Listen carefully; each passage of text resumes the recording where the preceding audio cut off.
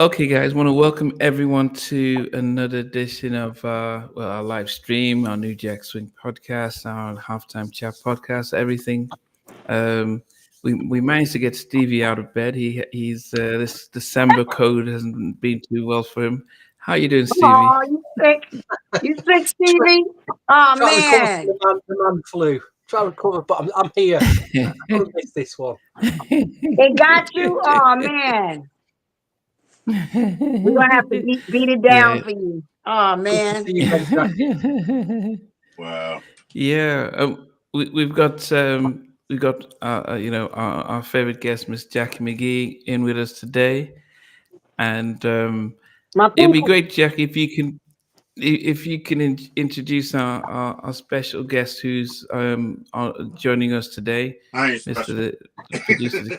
Yeah, well, you're your first time on, so you're special. For every guest is special. No So, doubt. Jackie, do you want to introduce Mr. Declare? Okay, so Reese, producer declare Reese Johnson. He has been in the music industry for a long time. We met back in '94 or '5 when Right. it was time for me to work on my second album. And Mm. my A&R at the time too. I had two people working as my A&Rs. Um, one was Dominique Trenier, the other one was Wendell Haskins. And Dominique worked for MCA Universal, and Wendell worked for Hiram Hicks, my manager. So both of them, were scouting out producers to work with me. And Reese, so they came across Reese. And Oh Lord. Reese is he was a hidden beast, and I can say the reason why I can say that is because when I met him, right when we got in the studio, I was like, oh my gosh. But they told me a little bit of his history, but he told me of his history before we got like really busy, and this was at the beginning of his career. Of course, after that, who did you work with first, Reese? Did you work with me first? No. No, I had a few a few major things here and there, but you were the numero one. You were I was the first, first yeah, first big one out the major, gate. yeah, the first major artist straight out of MCA Records. So you were number one. That's why we still here today, girl. Yeah. But he went on, of course, after me, he went on to work with so many big artists, and Alicia Keys is one of the biggest ones. And he actually taught Alicia a lot of stuff. And it's so crazy because you know how when people tell you that story and you like, I believe Reese because that's my brother, but you don't believe it until you hear somebody else really tell you. Say it So right. Who's the this guy that guy, said it though? Who's the guy that said um what's his name? it? If you want to I say can't even think. I names, can't even think of his name right off the bat. But he worked with Andre Harrell and them, and on top of it, he was with before that he was with Alicia Keys's manager Jeff, and he had asked me. I saw him. When was it? Almost 2 years ago. I ran into him in Atlanta, and he asked me who I was working with, and I said, do you know producer declared Reese Johnson? And he was like, Reese Johnson? What? You working with Reese? I was like, yeah, I've been working with him for years, off and on. And right? he said, man, listen, Reese was the reason why, it is the reason why Alicia Keys is who she is today. He was like, we had Reese with Alicia from the beginning, working with her, molding her, trying to find a sound for her and Mm. everything from the beginning. So I was like, I had to call Reese, and I was like, you was telling the truth. You was telling the truth. Um, And but the not truth is only, that at that point she really didn't have a sound. You know what I mean? Was that when she was in Yeah, Colombia? she was under Columbia and Sony, but at that time she just didn't have a sound, and she was kind of singing like Erykah Badu. You know what I mean?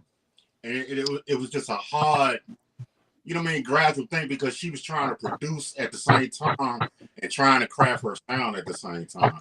But she was really just singing like Erykah Badu in the beginning. But as time went on, she ended up finding her voice. You know what I mean? Yeah, Yeah. it was Goodness. crazy though, but it's a lot of ill stories that go along with that Yeah. right there. But I'm gonna leave it right there. Yeah, no. Along the evening, we'll be able to go tap in and out of some of those stories. But you could talk to us about your more recent work that you've been doing with Miss Jackie McGhee. Whew, Lord, Um, what's that been like? tornado right there, man. That's so terrible. I love you to death, girl, but um, a lot of the work that we did back in '94, I knew we had did a couple of songs back then. I knew they was gonna be hits, but unfortunately, she got dropped from the label, and it really it crushed me. It crushed me and one of my partners that a lot of writing with her, and then we had kept writing, we had kept producing on and on, but I knew this one song that we did. I just knew it was gonna be a hit record, but she got dropped from the label. You know what I mean? So we had lost contact with each other for what, about damn near 10 years almost. Hmm. Yeah, Hmm. we had completely lost contact with each other. Until the internet happened. Like social media brought us all back together. You know what I mean? Because back then we had to deal with people's address, telephone numbers, and so forth. So with social media here, it was like you start searching for people that you done lost contact with. You know what I mean? And then one day she Yeah. just hit me out of the blue and she was singing a song that we did. And I was like, oh my God, really? And she dropped the number. I called her and she started singing on the phone. I was like, oh my God, where you been? You know what I Hmm. mean? And that's been about 7 years ago. You know what I'm saying? So we Wow. just connected right back together. It was just like we never missed a beat. You know what I mean? So we just started, you know what I mean, start putting stuff together, just putting songs together, getting ideas together or whatever. And the story is still written, as far as I'm concerned. You know what I mean? That's my Yeah. girl right I give him all kind of hell. So there. Stevie, Yeah, if she you like to ever fight, man. want to That's the know problem. if I'm terrible in the studio, you can ask that one right there because he'll tell you I am the worst.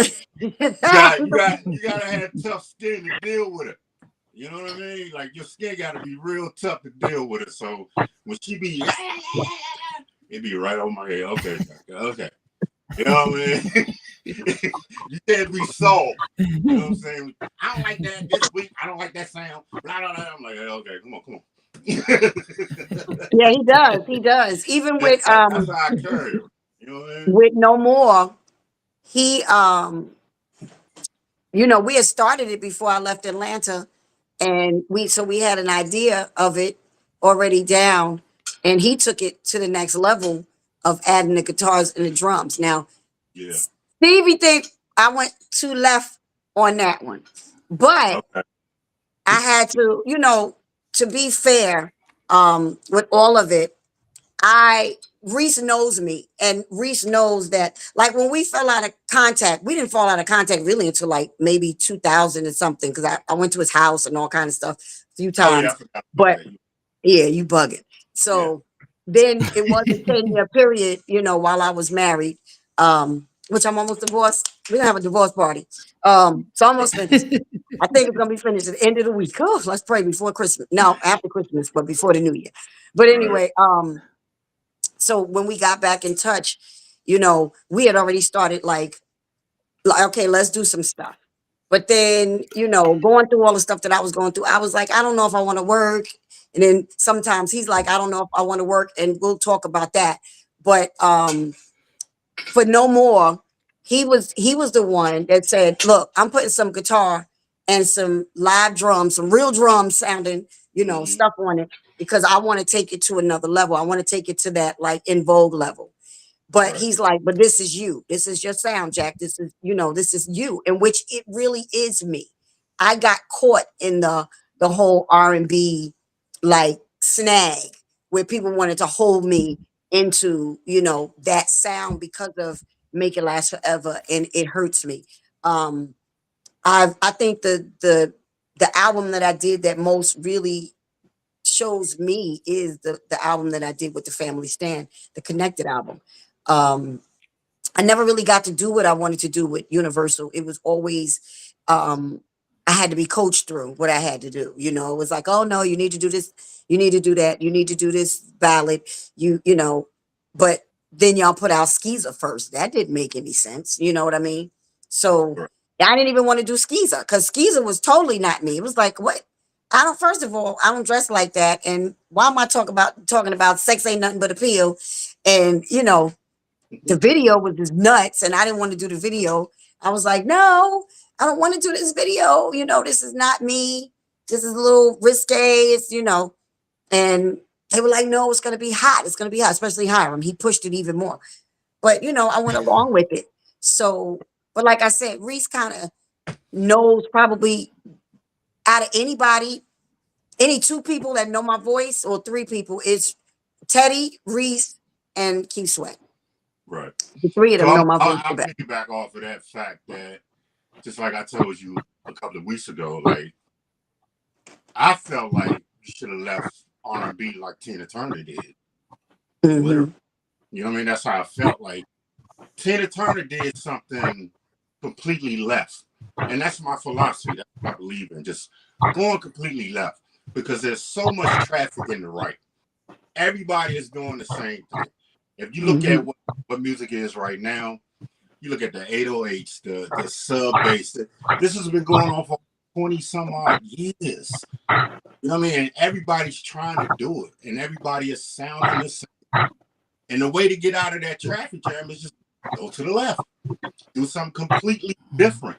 You know what I mean? And those, when you do that, that's when you catch the ear. Like, hold up, this don't feel right. Or you get, you know what I mean? You get people like, I don't know about that because it's so left. You know what I mean? It's something that's always got to grow.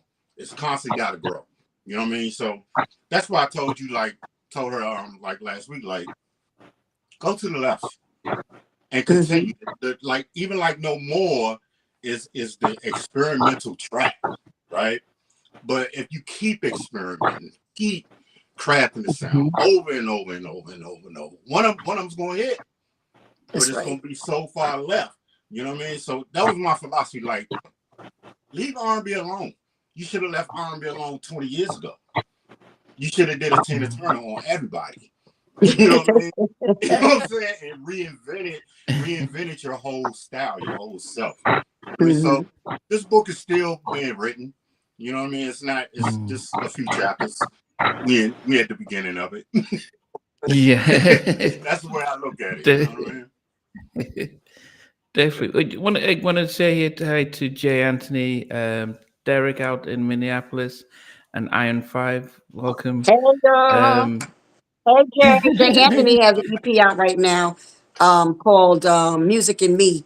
And it's dope. It's his first EP. He did it himself, you know, with producers that he worked with, but this is his first time doing it. And we talk almost every day.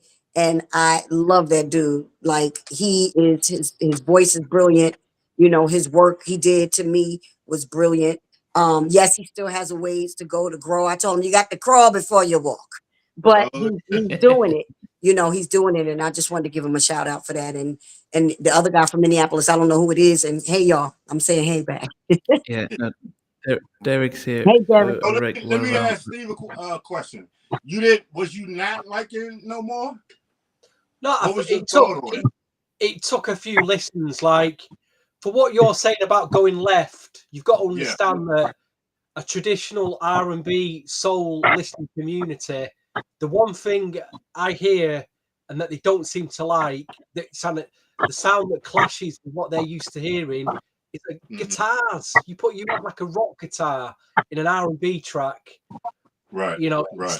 It's the one sound instrument that them listeners are like, ooh, a big guitar screeching in your face.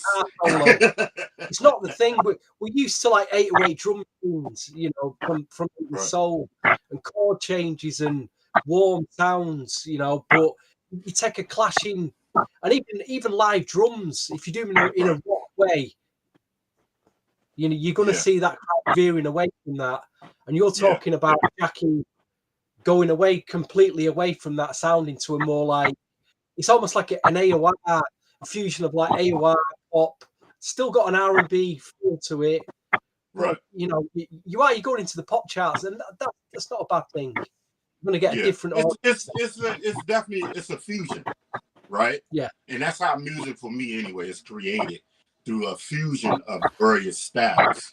You know what I mean? So I get what you're saying, but I mean, that you know, audience a lot that you of searching Jacki's for audience not is gonna be your regular audience.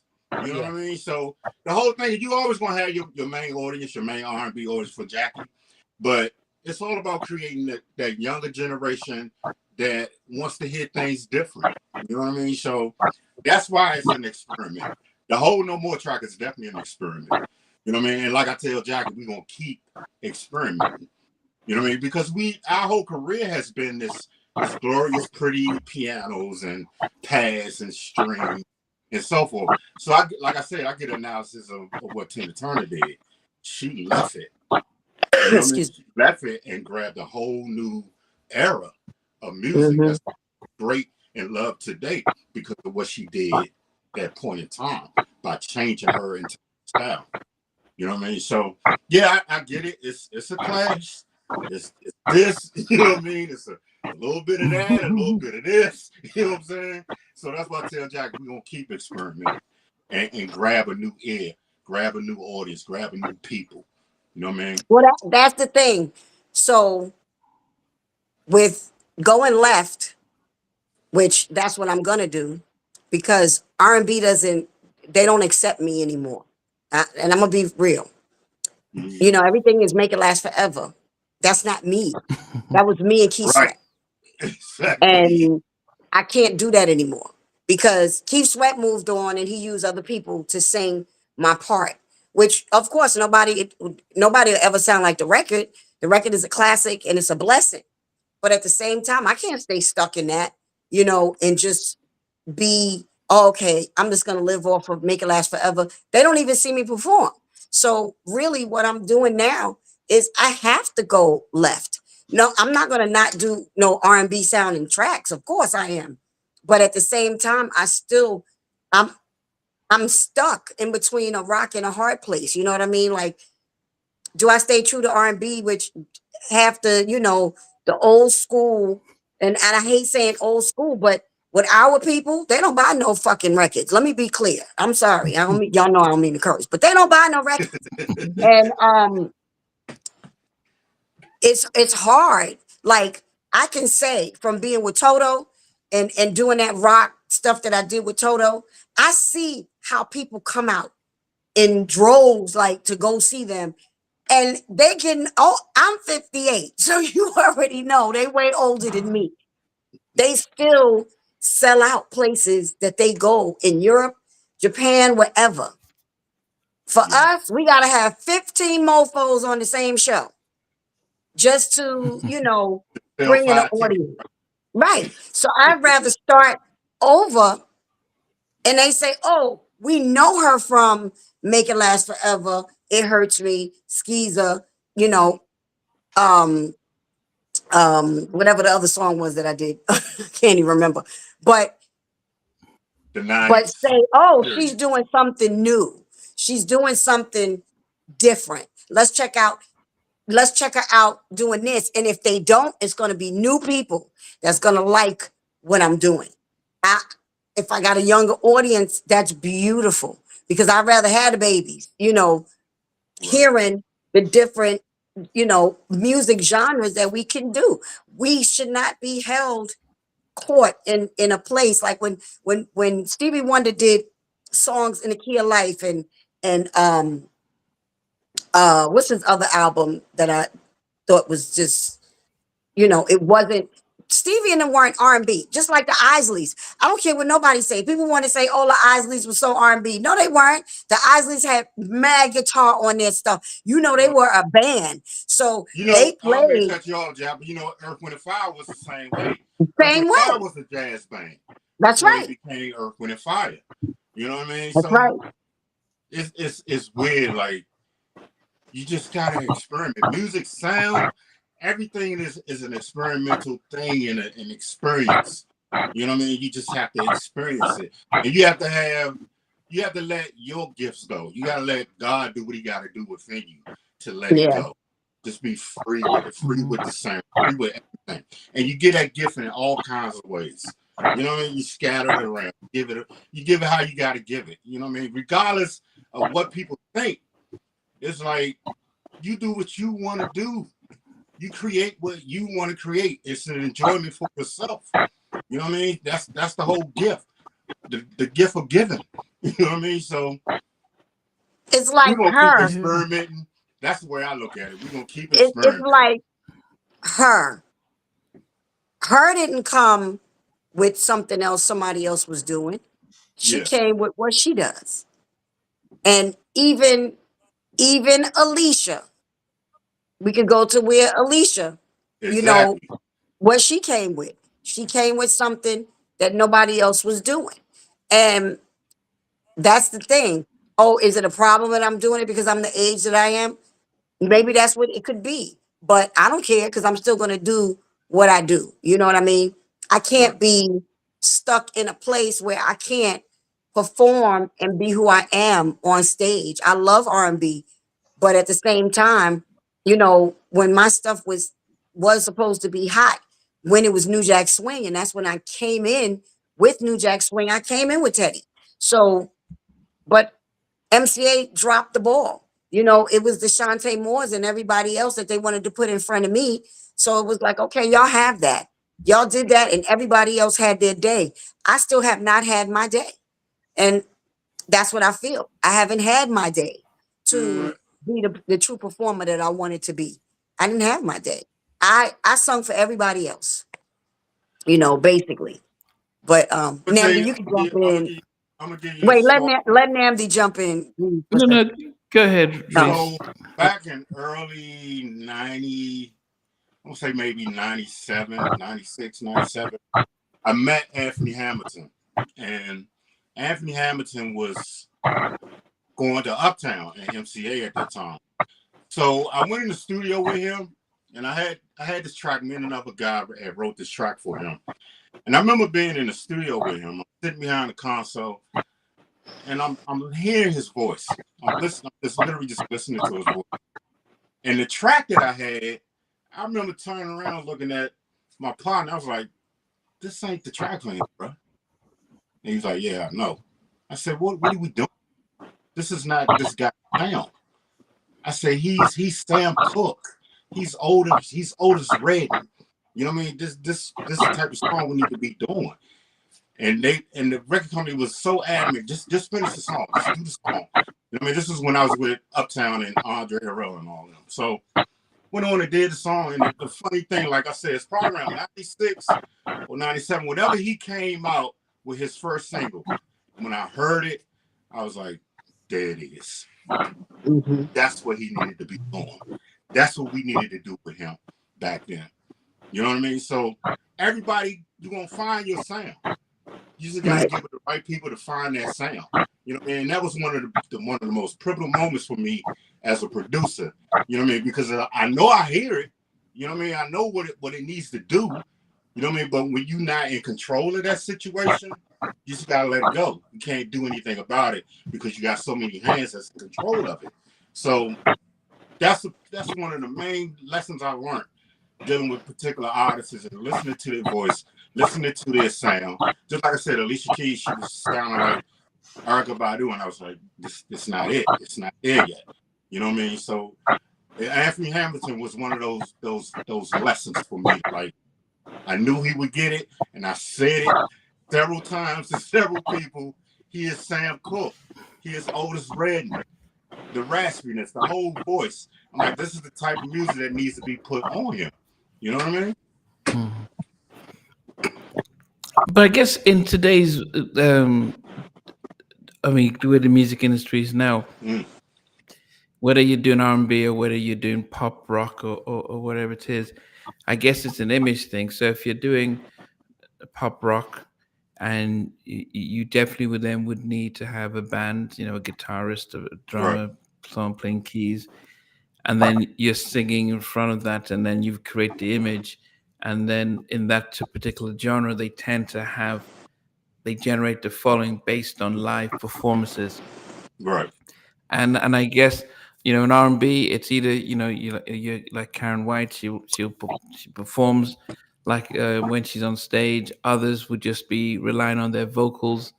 Um, so you've got to bring something extra, but you don't necessarily need the Right. band. You have a backing Right. track, and R&B is very much vocal driven. People need to hear the song, need to see you actually sing. Whilst pop rock is okay, we've got the music, we've got the lyrics, we've got the feel good factor, and you can be on stage with a band and stuff. And I think if Jackie, if that's the direction you're going, is that I won't say it's an investment, but I guess you've got to have a. I would assume you'd have to have a band that you're rehearsing with, and then going on the road a lot more with the band. Or is that stuff that you're going? Is that the plan for this new year? Going that direction, full in. Yeah, yeah. We're actually putting a band together now. Um, I Got might my do baby. like a little acoustic this week. Yeah, Reese is like Reese is in Atlanta, but he's like I'm gonna be in the band. He's not I'm playing playing with me. bass. I'm on my bass. Yeah, You know what I'm but saying? I have the drummer already. I have the guitarist, and I need a keyboard player. But I might go in after Christmas. 'Cause I don't celebrate Christmas, but after Christmas, we're gonna put together a little jam session, and I'm gonna record it live with the guys. So we're gonna start pushing it. I have Chris Bruce, the guy that shot my video. Um, he's the one that's helping me put it together, and he's pushing me. He's pushing me. Jack, come on, let's go, let's go, let's go. Oh So, yes. I do have that behind me. I can say, that from people that he know, as he knows more about the people here and Herb Middleton, because Middleton and he's in on it too, and we're going to be doing stuff together as well. But this band that I'm putting together, I'll probably I probably make it go into the direction of doing my Billy Scott project. Um, Billy Scott is a nobody. It's just a name, and that I came up with like 24 years ago. Um, and I was like, I want to do this band, and I want the band's name to be Mhm. Billy Scott. And I was sitting at ASCAP when I had Billy, and one of the guys that worked for ASCAP, I asked him, "What's your middle name?" And he said, Scotty. I said, that's it, Billy Scott. I don't we're gonna leave the IE off. So I that's actually my ASCAP publishing name, Billy Scott Music. And I really, really I've been saying it for the longest. Reese, I've been talking about it forever. I really want to do this Billy Scott project. So what I probably do is allow no more to push me into the Billy Scott project and featuring Jacci McGhee, and Right. Billy Scott will be the band. So, Mhm.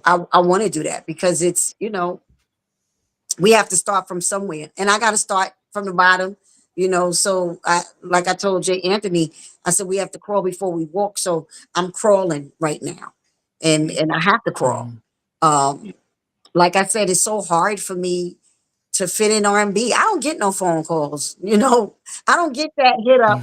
Jackie, we need you to do some shows. I was getting a few, and then I wasn't ready. And then I was like, let me just do the EP and finish the EP so I can move on and do whatever and see if I get, more phone calls for shows. But to be honest, I don't want to be on the shows with a whole bunch of people. I just want to do some shows. I don't care if it's in a coffee shop or, the bar down the street, whatever, to build up, like we did. Mhm. We had to do with Keith Sweat and whatever else. We had to build from the bottom. We did clubs first. We went from clubs to um, theaters, from theaters to arenas. And it takes time.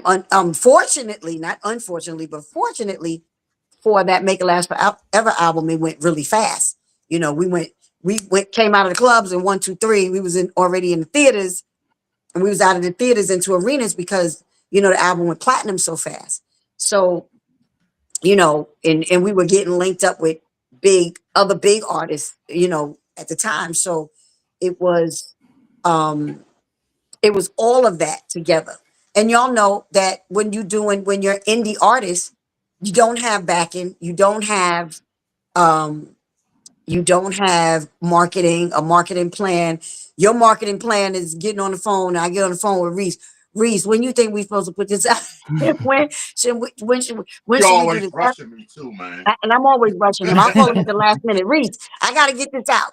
And he's like, what? I'm working. Da, da, da, da. But that's our marketing. We don't necessarily have anybody to do our marketing and whatever have you. Yeah, you can hire somebody, but does that mean they're gonna get you all of this stuff that you need to, get or whatever? And people ask me all the time, Jack, you know everybody, you worked with everybody. That doesn't mean everybody's gonna help you. You know what I mean? It's a whole different ball game now. Everybody's for self. So Yeah. because everybody else is trying to figure out how they fit in to the new, how do we fit into this? These kids are coming in here and they singing about stuff we don't even know nothing about, to sing about. Um, and they got big records off of, my booty hole is brown. Like, really? Right. Stuff like that. And it's like, well, how do we It's do all this? about the analytics. If we look at our analytics, we looking at 30 and up. You know what I mean? As we look at the stats, we look at the analytics. You don't see a lot of 20s and down. You know what I mean? 18. I'm looking at analytics where it's like 33, 35, and 30 up. Those are our most peak plays through the analytics. So you're not looking for that audience, Jack. We're cool with that. Right. You know what I mean? We're cool with that. Let it be what it be. And I like what Hopeful was saying here is that labels really come into the communities to gauge what we want to hear. They assume we don't buy records, but we got behind Jodeci even when they had D'Angelo, Shy, different artists, Erica Badu, people who were different. Yeah. If we like it, we back it. But But y'all do, Namdi and Stevie, y'all do. That's the Y'all know UK. about music. That's right. Y'all know about music. That's Europe the is UK, very baby. different from here. Y'all know about music. Y'all know the artist. Y'all break it down to the producer. Stevie, he always surprised me. He know everything. And Right. it's y'all support them when they come. Let So me cut. Hold when on, Jack. Let me cut you off. no, go ahead. Where did Tina Turner go to become a To hit? Europe. That's right. Exactly. Europe. My point. That's right. That's my point. Because y'all are the ones that do even the R&B, everything, the R&B, the rock, country, whatever it is that y'all like, y'all back it. And I know people say, oh, it's because the UK and the rest of Europe don't really have a whole bunch of R&B. Yes, they do. Yes, they do. And they need to stop saying that. It's not fair because the United States is not fair when it comes to music. They Yeah. want to play our shit, but they don't want to play the stuff from other countries, and it's not fair because they want other countries to play our stuff. It's like I call a it's spade a always like a spade. reverse. You know what I mean? It's like Right, when the Beatles came to the United States, it was a wave. You know what I right. mean? It's like a reverse type deal. I don't understand that, but that's what it seems like it does. You know what I mean? It's like the Beatles came to the United States, it was like, oh my God. You know what I mean? And then we go over to Europe, and then it's like, oh my God. You know what I mean? So a lot of stuff is manipulation, mind control, and so forth. It's all about influence. You know what I mean? Like we get deep. You know what I'm saying?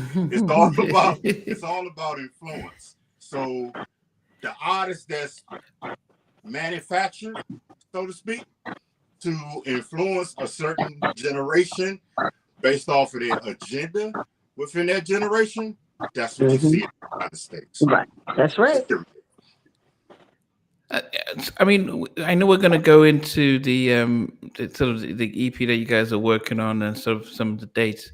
But before that, though, you did, Jackie had a single that had that Houdini sample that you wanted to see if some of the producers out there who will always say, "Yeah, we can make tracks and stuff. We're going to give it a shot." I know that you I'm mentioned still that you trying didn't to get find as many and it's still going on and stuff. Yeah. But from the ones who sent things in, Give are me there some that we could listen to? Okay. wait 1 second. I'm trying to I see. haven't Okay. I haven't heard none of it. But Okay. Wait, because I was having a hard time switching my I told her I don't want no parts of that right there, man. He Oh, did. she did Reese say would that. not mess with that track. He would not. Like, He I'm would not not doing mess it. with the track. I'm not doing it, bro. I'm not doing it. He would not. He would not mess with the track. I was so mad at him. Let me see. I'm gonna see if I can switch my Gmail over on this one. Last exit booking said just came back from seeing Loose Ends and Change live in concert. Oh, nice. Is that Loose Ends without Loose Ends. Eugene? What's the name? What was her name? The lead singer, Jane Eugene or Chain Eugene Chain? I have no Stevie, do you idea. remember her name? I don't know. Yeah, I don't know. Stevie, remember her name? The female singer of Jane Loose Eugene. Ends. Jane Eugene. Yeah, Jane Eugene. I wonder if unless this is the one with Yeah, she's not with Carl, is she, anymore? I think they had a falling out, didn't they? Okay. she's based in the States now. Is she? She tours out in the States, and then Carl's out here. I don't know the group Change. Do you know them? Change. Nah, you don't know Change. That's the group No. Luther I came remember from. Change. Come on. That's the group Luther Vandross was in. Yeah. My For brother-in-law was a member of the group Change, so that's why I know Change so well, because that's how I came into the business. I was around Change, so I knew that Luther was the lead singer for Change. How y'all don't know Change? Oh my God! Y'all The out of only work. way, listen, only way I'm gonna remember certain things if I hear the song. But Stevie If I too. hear the voice Stevie, and I hear the song. You'd know Stevie, how you don't know Change? If we played Searching, you'd know that record. Say it again. Change. They did a He track said if you played Searching. Change. Certain. Thank you, Yeah, Stevie. it's a classic. Oh, okay. There you go. Yeah, so you gotta give me a name, a title. Searching. That was. Hey, you gotta give me a Come title on, or Luther hum or killed it. melody, because I'm a producer. That's all I hear is melody. You know what I mean? That's all I'm gonna hear is melody. That's how I'm gonna remember. You know what I'm saying? And they did You Are My Melody. That was another one. You I forgot how that one go. I forgot how that one go. Didn't This they guy do know every song, bro. That's crazy. he does. Wait, didn't they do In the Glow of Love? Yes. Luther. Flowers blooming. All that's true and true and right. I don't know the words to nothing. All I know is In the Glow of Love. Did you say earlier that he's working with Anthony Hamilton around 1996? Yeah. 96. So he was working with him then? Say it again. Reese, he talking to you. Yeah, No, I'm no, saying, say was you Yeah. working with Anthony Hamilton in 1996? Yeah, 90. That was around 90. Yeah, 96 and 97. That was around that Because time. what I'm going to ask you about is his unreleased album that he was talking about. He's working on his. He was with MCA and he did an album called Ecstasy. Did you work on that album? Ecstasy? No, I didn't work on that album. Like I said, we did one track with him. You know what I mean? This was literally like at the beginning. I think he had ended up going with Jermaine Dupri at that point. You know what I mean? Like his first single was Nobody Else, a track called Nobody Else on MCA. That was his very first single. Yeah. But his hit was the I can't remember the name of the song, but yeah, I know what the track with Jermaine Dupri. That was a few years later when he signed with BMG Arista then. Exactly. But my whole point was just being in the studio with him. You know what I mean? I just knew what we were doing wasn't gonna work. It sounds like he was doing tracks then for his unreleased MCA album. Yeah, exactly. So like I said, that's around 95, 96, somewhere around that time. Wow. You know? Yeah. But I just knew. Was that with Uptown? when I heard, yeah, that was at Uptown. That project was actually done under, it was done under Andre Harrell and Tim Dog, because that's who I was dealing with at MCA. I mean, at Uptown Records was Tim Dog. So Okay, it wasn't Jimmy no, Jenkins. no, it was Tim Dog that I was dealing with. Pope, you remember Pope Tone? Tony Pope. Yeah. Yes, I was working with them, dealing with them at that time. You know what I mean? So yeah, I just knew his voice. What we were doing wasn't gonna work. You know what I mean? I kept telling him like, "Yo, this is dude is Sam Cooke. He Otis Redding."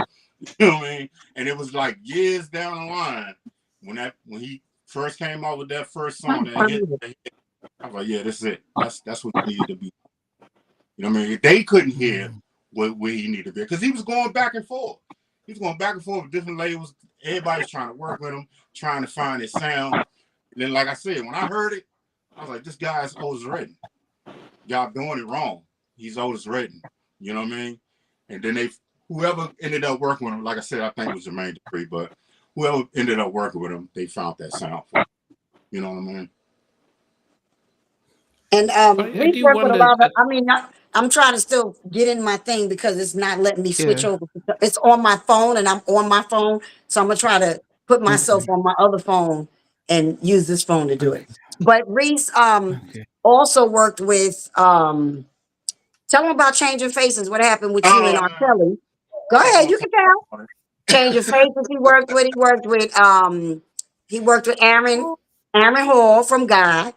He worked with a lot of people. And he was also gonna sign to what's his name? From Andre Harrell. Jodeci. Oh, No, not Devontae. well, Andre too, but Devontae. Devontae? Yeah. Uh-huh. I, He ended up going with Sony, but he could tell y'all while I'm trying to the look for thing this is, stuff. man, when it come to my career, I always felt like I was a threat, literally.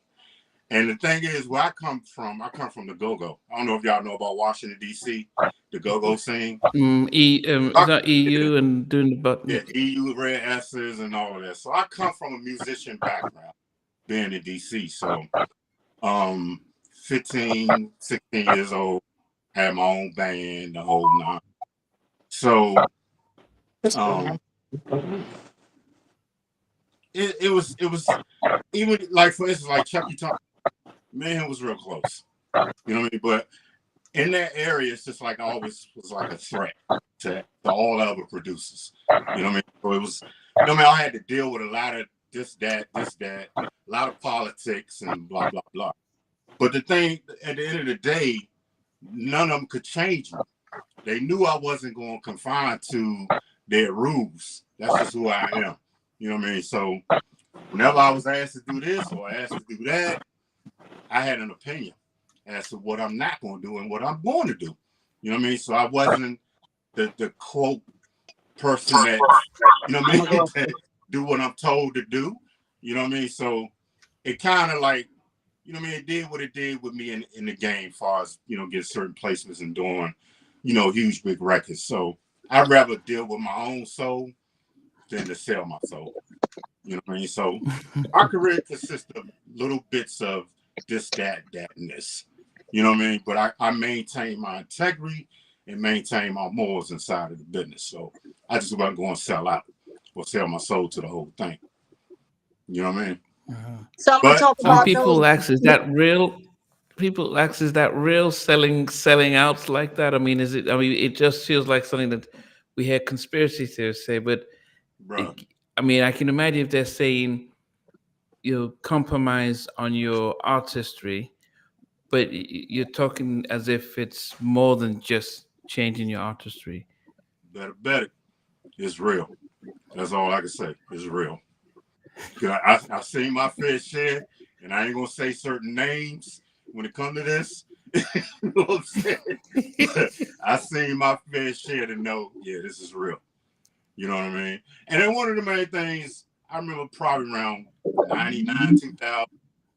I remember asking myself, like, why are these people paying me $40,000 a track, right? And I could kind of see a particular track I may produce lyrically and musically And I can look at some of the words and be like, okay, y'all gonna give me 20,000 for this one, but y'all gonna give me 7,500 for this one. You know what I mean? And that's what kind of triggered my mind. Like, this is all about influence. You know what I mean? If my artist is singing about this, that, and the third, it's an agenda for it to influence a mass of people. You know what I mean? So that's why, again, I always had my own opinion in the midst of moving around in this business.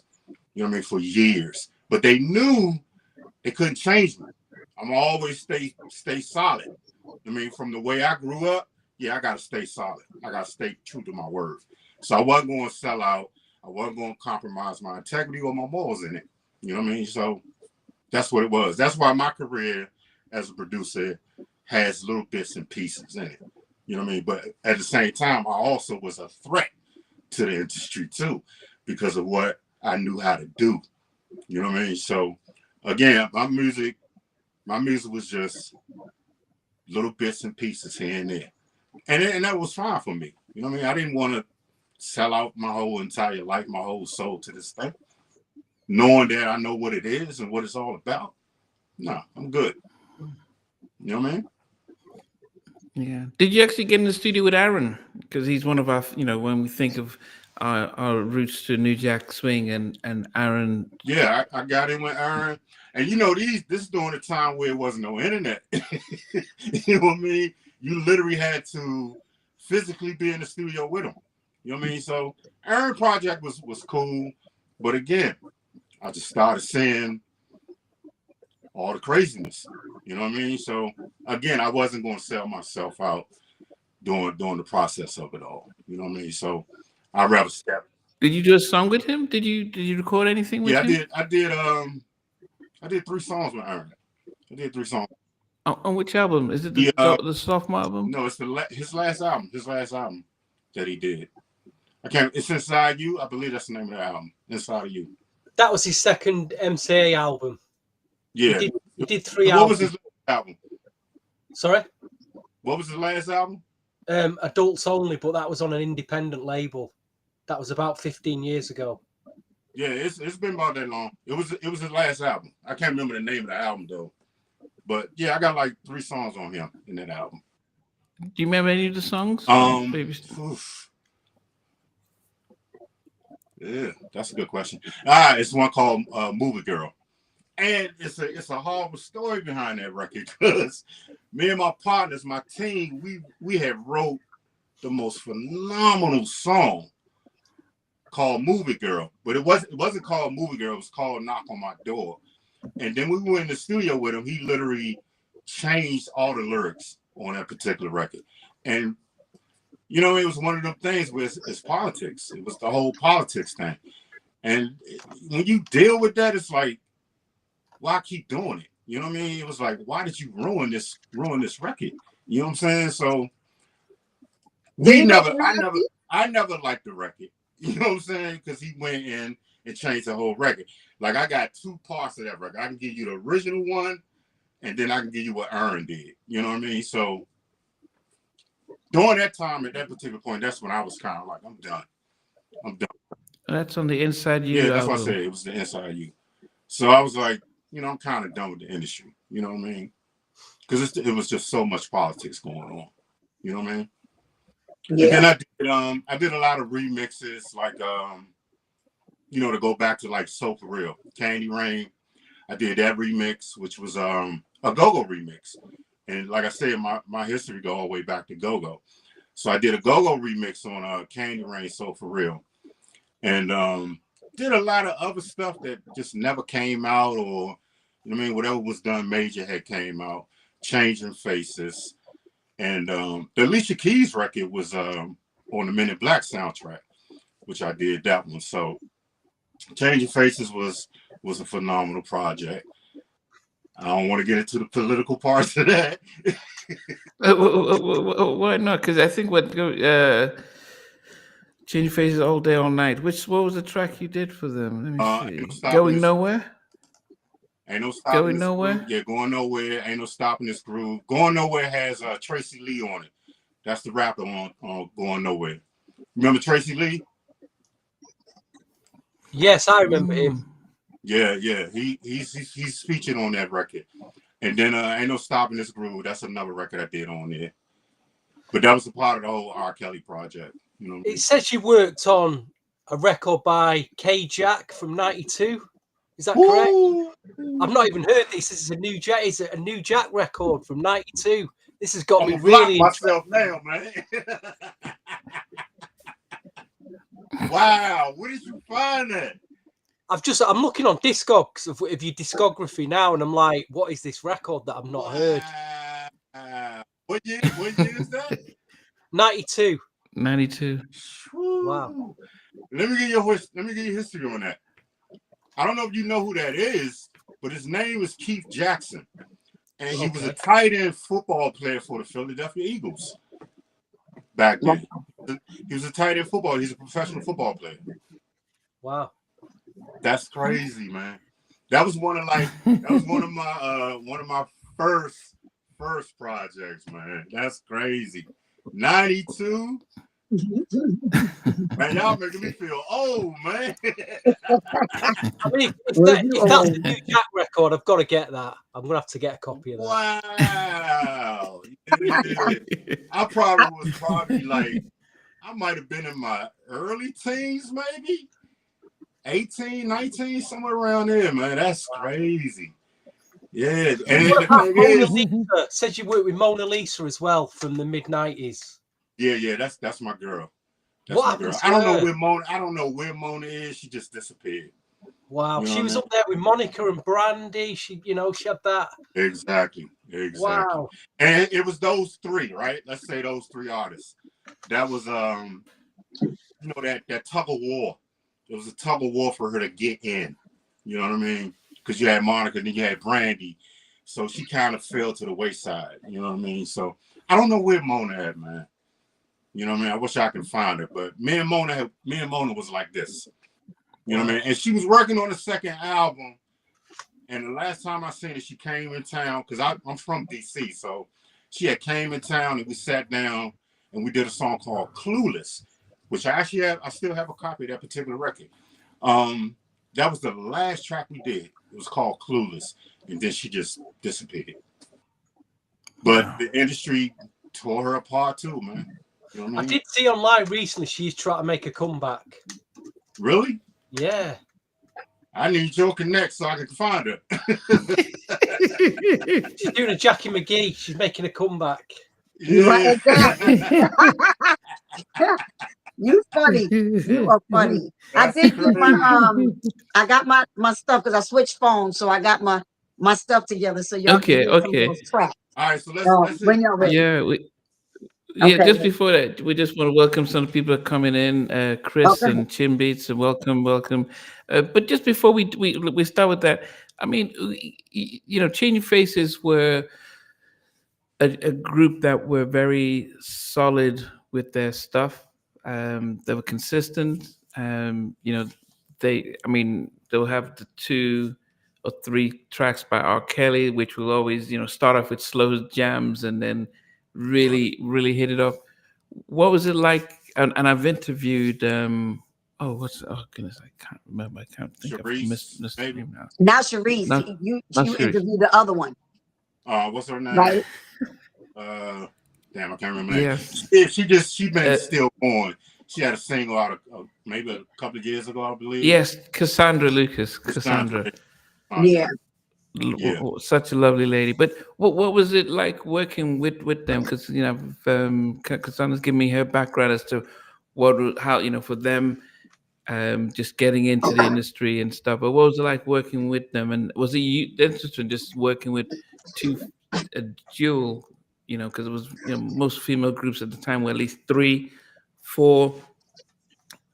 Right. But it was just 2 of them. Yeah. So I'm gonna give you a story, man. This is crazy because when they ended up, because I ended up recording them in DC. When they was in the studio, I don't know if you know what audio, you know a lot about audio, but there's a thing called phasing, right? And I remember in the midst of one of the songs that we were recording, my engineer was sitting to my right, and I want to say Reese was doubling, a background part of the other girl, and their voices literally phased out in cancellation where it went silent. I looked at him and he looked back at me. He was like, what the hell? Because it was like their voices was in unison with each other. It was the weirdest thing I've ever experienced in the studio. Literally. When she went back in there to sing over top of her dub, the voices was so narrow and so imprecise with each other that it canceled the other girl's voice out. That was one of the main things I remember about recording them. But other than that, they were good. They were good. I had fun doing both records with them. The thing is, what I would do is post-production. You know what I mean? I would write out, because you'll see that I'm actually a writer on Ain't No Stopping the Groove. So I would write my own parts and write, hooks or whatever.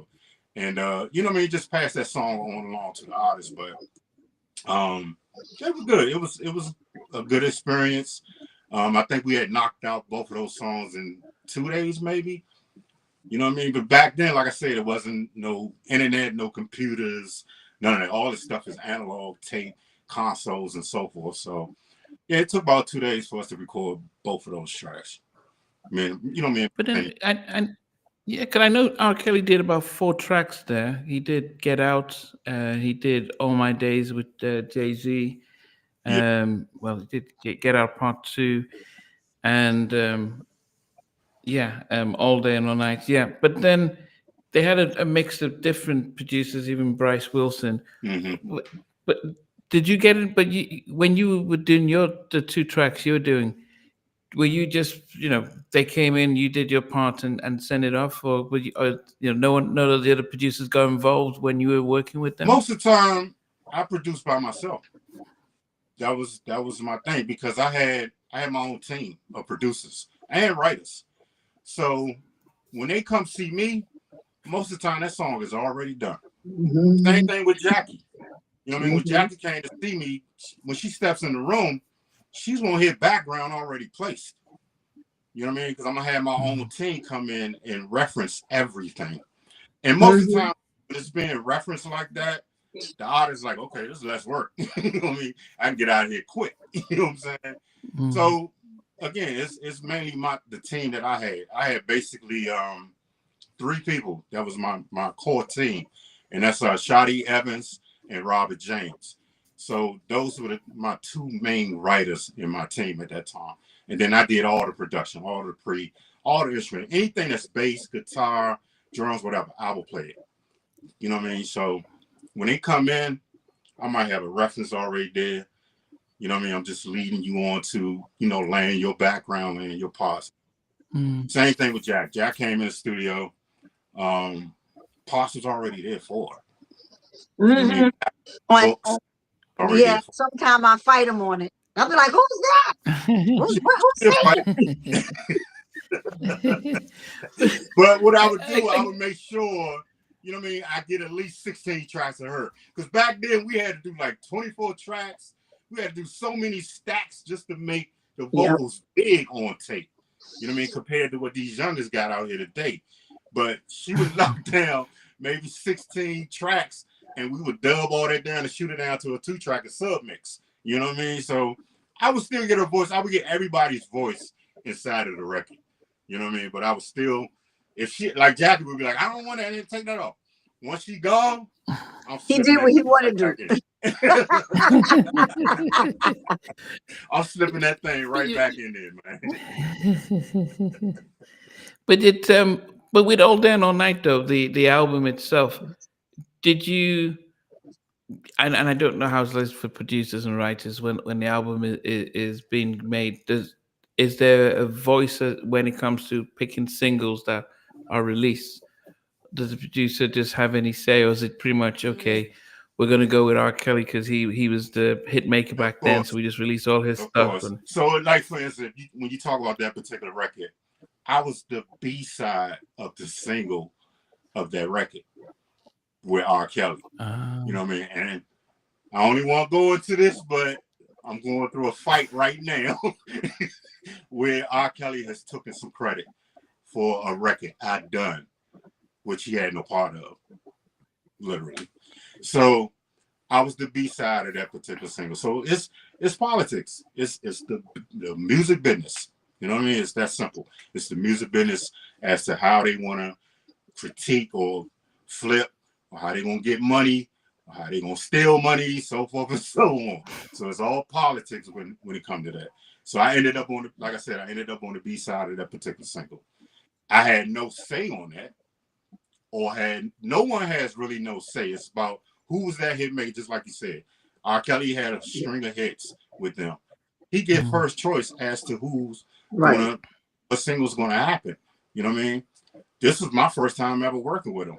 So I'm kind of happy I ended up on the B-side of the single cassette. You know what I'm saying? Out of all the producers that was on that record, I'm like, okay, cool. I got the B-side. You know what I mean? And again, politics. We had Tracy Lee on that particular single that I did. You see what I'm saying? So that's politics. Because he's a particular rapper, a known rapper in that particular time. You know what I mean? Yeah. That's how that goes. That's how that goes. I mean, in some cases, some people would say, because you look at there's one thing, there is the money, then there's the credits, and there's the popularity. So some people like, okay, the credits written and produced by, but then others will say, well, yeah, you can have my name as a writer and producer, but I didn't get any of the publishing. When the publishing came, somebody else took the actual publishing with. So I may have the credit, but I didn't get any of the money. Correct. And how do you, as a new producer in the industry, without any, if you don't have a godfather, how do you protect your business if they want to give you the golden goose and give you a chance? Back in the day, used to call that paying dues. Right. Back in the day, they used to call that paying dues. And believe you me, man, I paid a lot of dues. You know what I mean? But at the same time, while I'm paying these dues, I'm looking at the dues I'm paying. It's that simple. It's like, again, like I said earlier, it's either you selling your soul to it or you fighting against it. You know what I mean? So for me, it was the love of music as a child, because I've been doing music since I was 6 years old. You know what I mean? Literally just banging on pots and pans and all of that kind of stuff. And then I grew up in a city where it's nothing but music, the whole go-go thing. So I had a love for it. You come in this thing with a complete innocence and complete love for it. You know what I mean? Until you see that first dollar amount. You know what I mean? As you see that dollar amount, you're like, okay, I can actually make a living doing this. You know what I mean? Because again, I come from the streets, I come from the hood, the ghettos, and so forth. You know what I mean? So it's hard. You know what I mean? It's hard to protect your interests in this thing because everybody is there to take. You know what I mean? So the more deeper you're in it, you see how people is geared up, how the contracts are set up, how this is set up, how that is set up, and it's all to exploit you at the end of the day. They'll throw you a few trinkets. You get a few trinkets here and there to make you believe that, you know what I mean, you're successful in it. But in the background, there's some treacherous stuff going on. It's treacherous. It's vicious.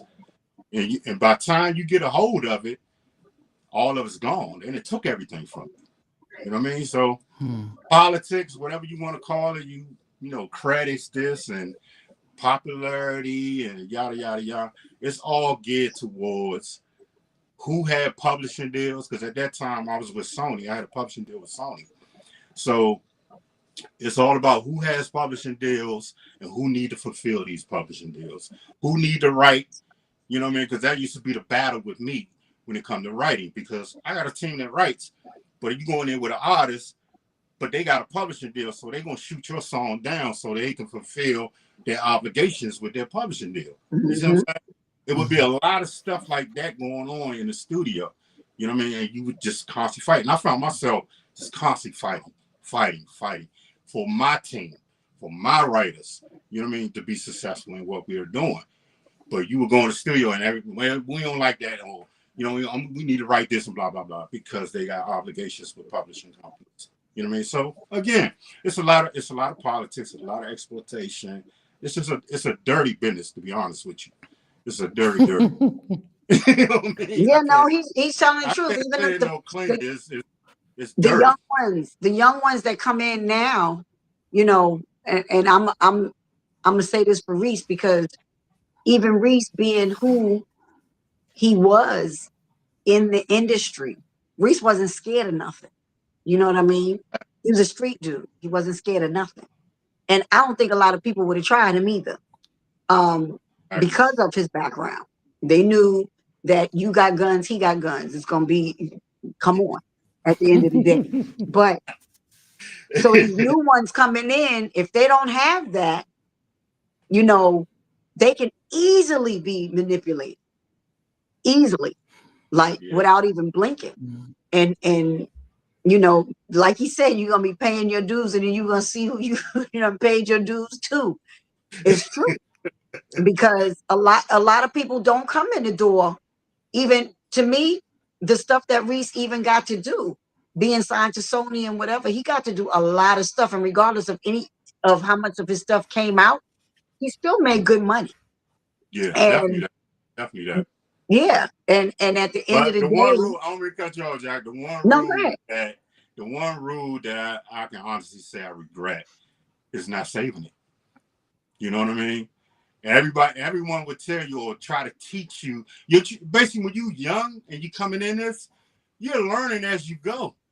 You know what I mean? And the people you're surrounded with know this. You know what I mean? They actually know what's going on. It's up to them to choose to say, let me teach this young blood, let me teach this sister how this thing is played. You know what I mean? But they most of the time they choose not to do that because they have an invested interest in stealing whatever you do. You know what I'm saying? That's the whole key. They got to steal what you want to do. We can't educate you in this. And most of the time, it's too late by the time we figure it out that we should have saved everything that we did, or we should have fought for everything that we did. You know what I mean? Yeah. I mean, I remember Carl West interviewing Carl West, and he was like, we were just writing so much stuff, and then we realized, but where's our money? Yes. Yep. And by that time, Uptown have already started. They've already people that you thought you could trust have pretty much taken half your stuff, and because you were getting some residual income coming in, and you don't realize the millions that went out the door. Exactly. I mean, Okay. when you grow up a certain way, like when you grow up poor, when you grow up in the hood, you grow up in the ghetto, right? And you never seen $40,000 in your life. That is everything. You know what I'm saying? Like that is everything. You like, oh, I'm good. I'm rich. I can go buy this. I can buy jewelry. I can buy a car. Whoa, whoa, whoa. You know what I mean? So that's the bait of the whole industry is to get young kids out of the ghetto, kids that are extremely talented. You know what I mean? That got a God-given gift is to get them from the ghetto. You know what I mean? Because they never seen $10,000. They never seen $40,000. You know what I mean? And you end up in a contract where they are literally collecting All millions of it. off of what you Matter. created. That's the plot. That's the point of it all. You know what I mean? Okay. But again, I was one of them guys that I just wasn't going for a contract. You know what I mean? I come from the street era, so you know what I mean? I wasn't going to sell out. I wasn't going to be a puppet to none of it. You know what I mean? I did what I did as far as music go because that's a gift. That's what I love doing. I was born with that. So I just wasn't going to sell out to the whole system as to, confide and do what they wanted me to do. Because I always had that opinion, like, well, what? Why? You know what I mean? I always had that why type of attitude with it. So when you'll reach a certain level in this industry. Believe that. You will reach a certain level and then you will stop.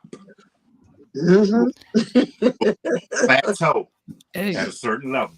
And the ones that have made it to the top of certain levels, oh yeah, they sold themselves out to it.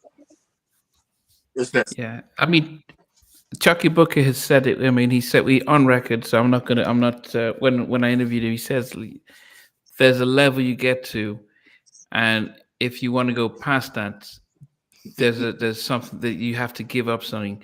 And he's like, nah. So when people say, why did you stop after 2 records? He says, yeah, because to go to that next level, it would cost. So, and he wasn't prepared, and so he found out, and so Yep.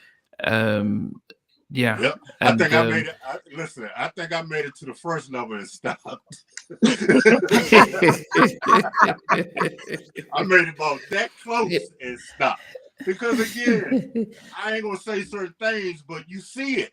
You see it. You see what it's for. You know what I mean? How people say there's the 3 doors. You know what I mean? Yeah, Like, well, no, but that was Noriega. Noriega yeah, said he got to a level, and he was told there are 3 doors to go through. Wow. And when he refused not, he said, "Now I'm going to go on my own." He never had another hit record. Yep. He was never allowed to do shows, and he's honestly said on camera. So, and I think it's one thing for people to talk about conspiracy stuff, but it's, as I said, very few people who are honest about staying their ground, not giving up, not selling out, and hitting a plateau. There's no conspiracy with this, bro. I'm gonna tell you from my mouth. Ain't no conspiracy, man. For those who have no idea what you're talking about here, these levels. What are these levels? Can we any what are these levels we're talking about? I gotta block my face because I'm not gonna go into. I ain't gonna go into it deeply, but again, I've been that close. That's all. I can say. Are we talking something on the lines of like what P Diddy's going through at the moment? Them kind of levels. Oh, most definitely. Yeah. If I had to say it, then that would be the perfect example. Mm-hmm. But there's another element to it, right? There's a street element to it, which I believe I may have been geared up to go through that level, and that becomes the street element, the enforcing element, the murder gang element, to deal with certain I love hip hop. Right, to deal with certain people in the game. Because again, they look for young kids, young men, young teenagers that's from the hood, that experience certain parts of life. You know what I mean? When it comes to violence and so forth. So you can get through one of them doors being that level. Wow. To be honest with you, you can get to one of them doors being that level, to be the person that take care of business. You know what I'm saying? So that's all I'm gonna say on that. But there's no conspiracy to this, bro. I can promise you that, because I've had my experiences. And when you gifted as a musician, when you gifted like this, you see everything. You see everything that's around you. If you're not a person that's using drugs or alcohol or whatever consumptions, or you know what I mean, things that would block your vision, your third eye, you'll see everything. And I just wasn't that person. So I was able to see who was doing what, who was manipulating, who was this, that, and the third. You know what I mean? So when in my situation, I would do a little music here and there, but I always seen that there was this block. Block. I'm like, yo, why y'all not let me get this or get that? Because at one point in my career, around 2001, I had a demo with Michael Jackson. Literally. A demo that was done with Michael Jackson. And I remember going to a Sony meeting. Me and my friend, we laugh about this all the time. I went to a Sony meeting one time, and I was called, my manager had called me. He's like, man, we need you to come up. Tommy Matala want to meet with you. I was like, oh, for real? You know what I mean? And this was right after the demo that was done for Michael Jackson. I get to the Sony building, and I don't know if you guys know, but when you get to one level at the Sony building, you have to go around to get into a separate elevator. So you are met on one level of the Sony building where you got to have appointments and blah, blah, blah. You cannot get above that level without, being able to go around this corner to get into this other elevator. So I remember when I walked up to the counter, I'm like, yeah, I'm here to meet, I ain't gonna say the name, but I'm here to meet so-and-so. You know what I'm saying? And it took forever for them to, let me get around the other side of the building. So finally I get around the other side of the building. I meet that particular person at the elevator. I get up, we greet, kiss each other, blah, blah, blah. I go in the office, she's like, okay, the meeting start in a minute. We'll come and get you or whatever. And again, like I said, me and my friend talk about this all the time. I'm in the office. There's cameras in the office. But back then, we ain't no cell phones to entertain our minds. You know what I'm saying? We didn't have cell phones to entertain our mind. And I'm literally sitting there and I have a briefcase between my legs. And I'm constantly peeping over here looking at this camera. And I said, man, they watching me. They watching me. And I sat there for 30 minutes, almost 45 minutes. And I kept looking at the camera. I said, yo, they watching me. They watching my demeanor. They watching everything I do while I'm sitting here. So finally she comes in. She's like, all right, the meeting been canceled. Looking at her, I'm like, what? Y'all made me come all the way up to New York for a meeting. Now y'all cancel the meeting with Tom Latola. I go back to my manager's office. By the time I gets there, he says, yeah, I know. I said, I don't want to say names, but I said, man, what's going on, bruh? He's like, man, just don't worry about it. Just go back to DC and we'll let you know. I did not get to the next level of the song that I did for Michael Jackson after that. You know what I'm saying? Wow. I did not get to the next level to get that Michael Jackson song released. It's like I got so many ill stories, bro, that happened during my walk in this thing, man. It's crazy. It's absolutely crazy, man. But I did not get past my demo stage of the song I did with Michael Jackson. I still got a copy of it right today, with his vocals on it and everything. Gosh, you were so close as well. How close? Exactly. You were so close, my jeez. But the thing is, why be that close where you can ready to sell your soul to something? You know what I mean? Yeah, I think that's the thing is they'll give you the bait to see if you're desperate, and then if you're that close, you're like, yeah, I can taste it. I want to go back and whatever you want me to do because I know that I know what it's like. Exactly. And exactly. See, unlike the rest of you, I mean, me and my homie, we laugh about that particular one anyway. We laugh about. I'm talking about Poppy, Jack. Oh, We laugh about that one all the time. He's like, yeah. Poppy always Poppy got jokes. He's like, yeah, boy, they was watching to see he had gay tendencies, bro. It's ready to see if he was gonna be switching in that room, bro. You know what? Poppy probably was right. Yeah, and then it makes you think that one all the time. No, but it makes you think the ones that got in. Yeah. That's all I'm gonna say. The ones that got in, we think it's just all about music all the time. And it's not. Then you got to think about the ones that got in. A lot of people don't realize this. Let me say this. Early 80s, even going back to the 70s, early 80s, 90s, so forth, gay wasn't in. Gay was in the closet. You feel me? And gay has always existed in the music business. It always existed, right?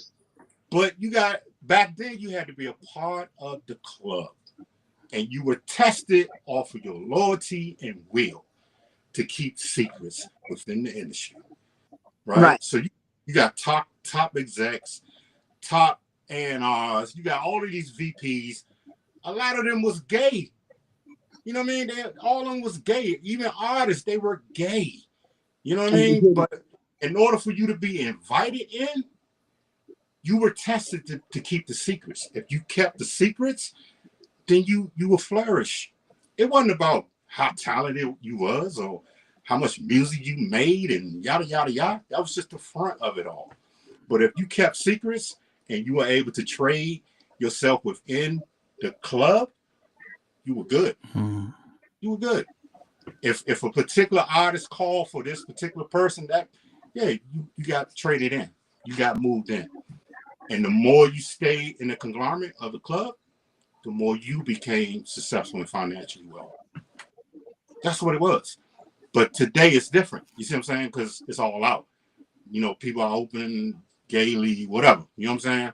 But back then, that was taboo. That was a secret. Nobody could know that this particular person was gay or that person was gay or you know what I mean? But when you came in the club, you were tested, and you was tested based off of your loyalty or keeping secrets within. If you did that, you will move to different levels. It's that simple. You see, this is why you hear about big shocks in the 80s or the 90s where some of the biggest stars, it's like you find out that they're gay. And you're like, whoa, I didn't expect that, you know. But as you said, that all makes sense from what you're saying, them stories you were just telling there.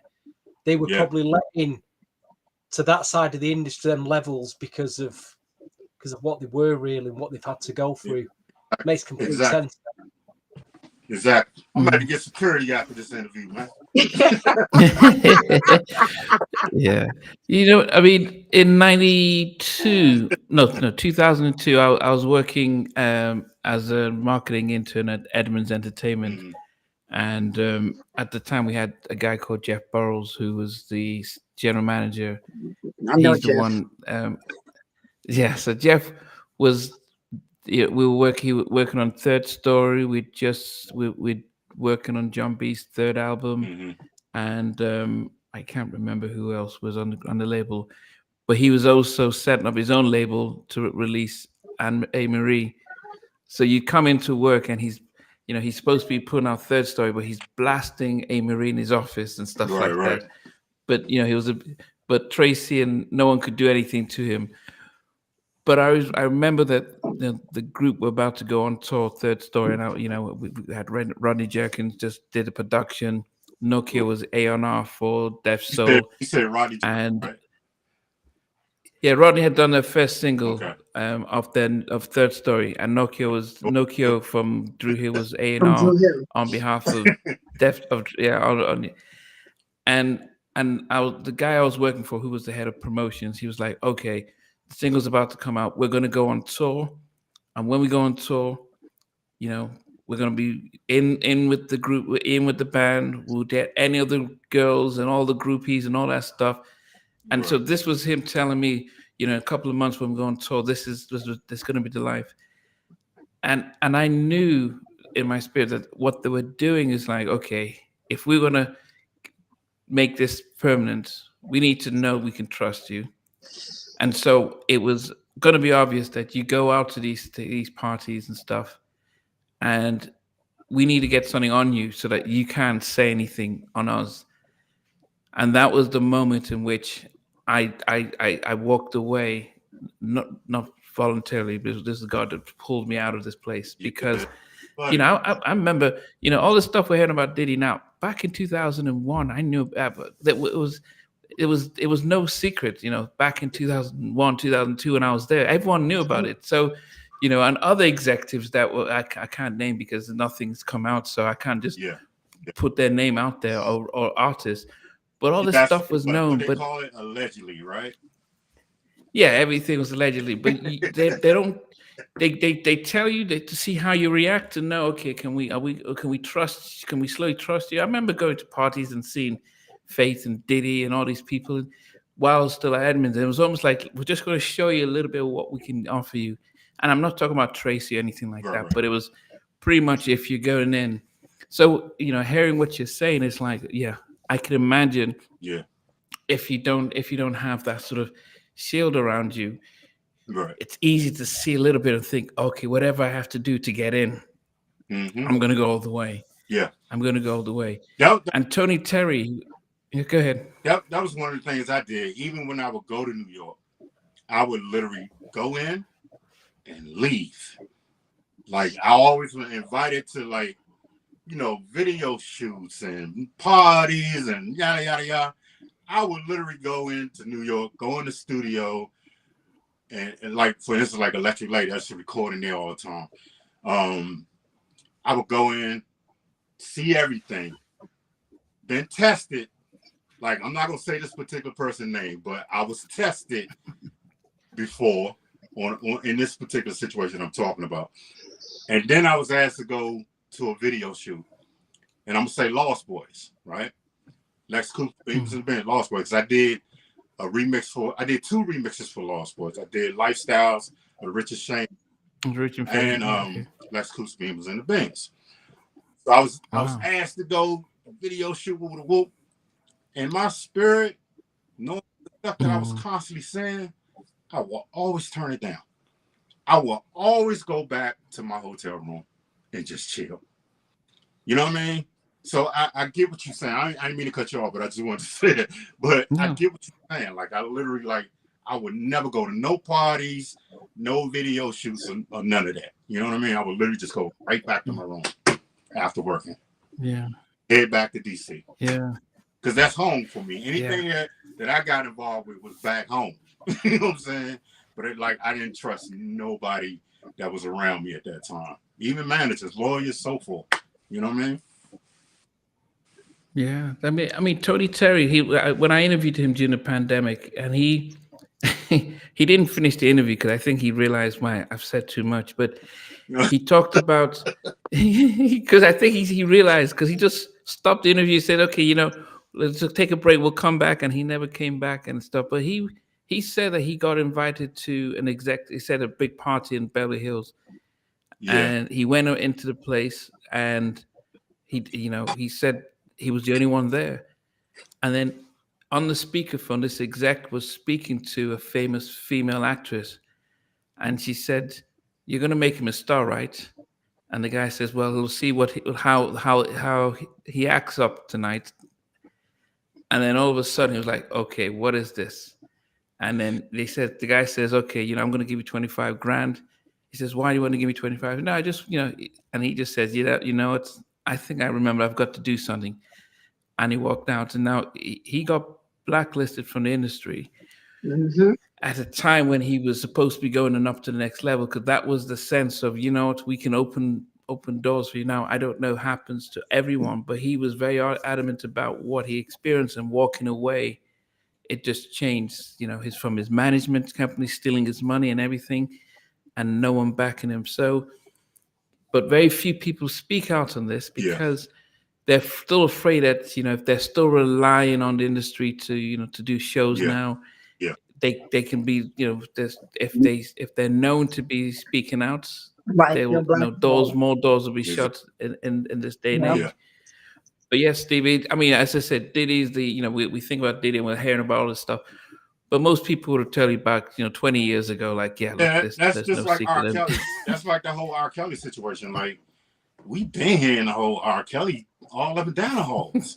You know what I mean? Like, that wasn't nothing new to me. You know what I'm saying? Like, okay, we been knew Kels was doing this. You know what I'm saying? And it was all up and down the hallway and at the labels. Like, ain't nobody do nothing about it. Ain't nobody say about it. But the whole thing with the end of the day, always remember, they will give you enough to destroy yourself. Believe that.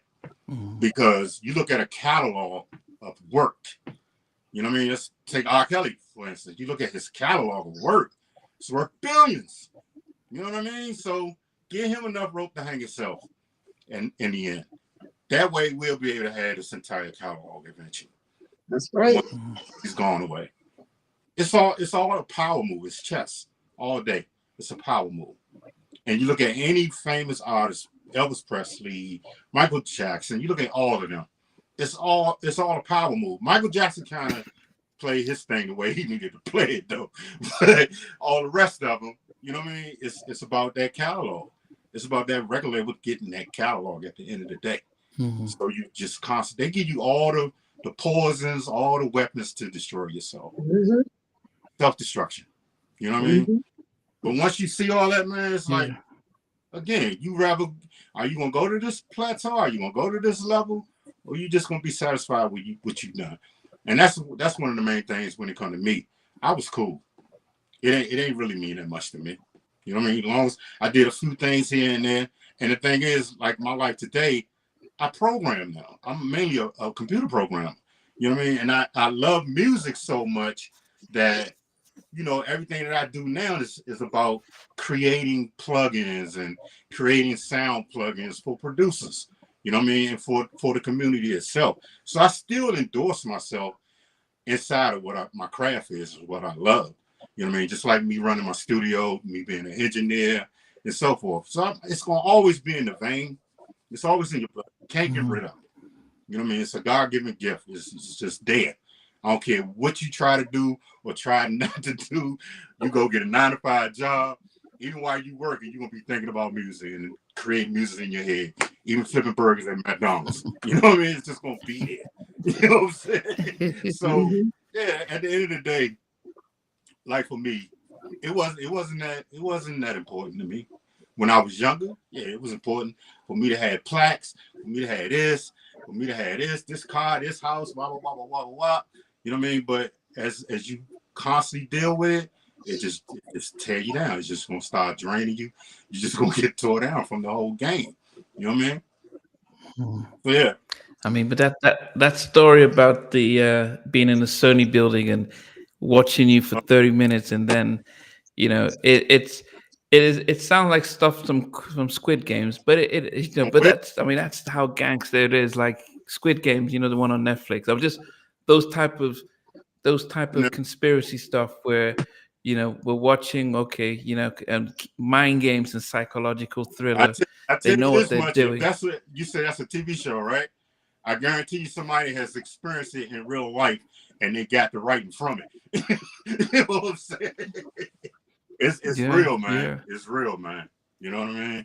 Yeah. So let I me don't say know. this. I want to say something about the change face thing. I know you asked me about it earlier, but I'm gonna try not to use names. Okay. I'm gonna try not to use names, but an experience that I had in the process of mixing the Change of Faces records.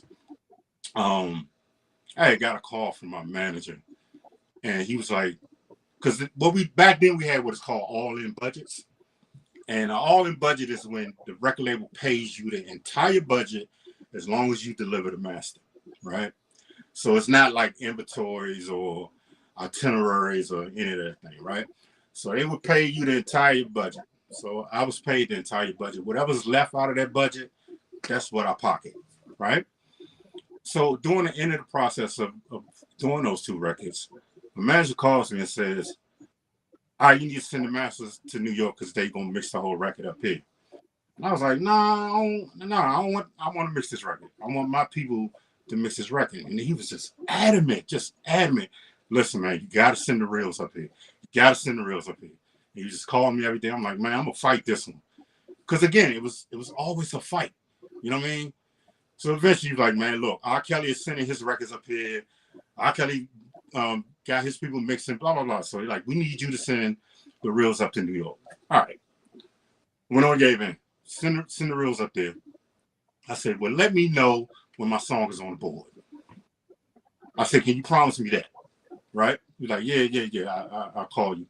Because New York ain't but 3 hours for me. Right? So he ends up calling and say, "Yeah, it's on the board." So I'm haul ass. I'm driving to New York. I get to the studio. Right? There's a track 13 on my reels. So I'm looking at the spread on the board. And I knew that I had put an organ on track 13. It was an organ sound. It wasn't that many tracks. It was like 24 tracks. So, in the console room, we got like 48, 224 reels. And I seen that track 13 was crossed out and my organ was over here on track 25 because we used to run a Simply code on 24 to sync everybody up. So the organ is over here on 25. So I asked the guy, it was 2 white guys.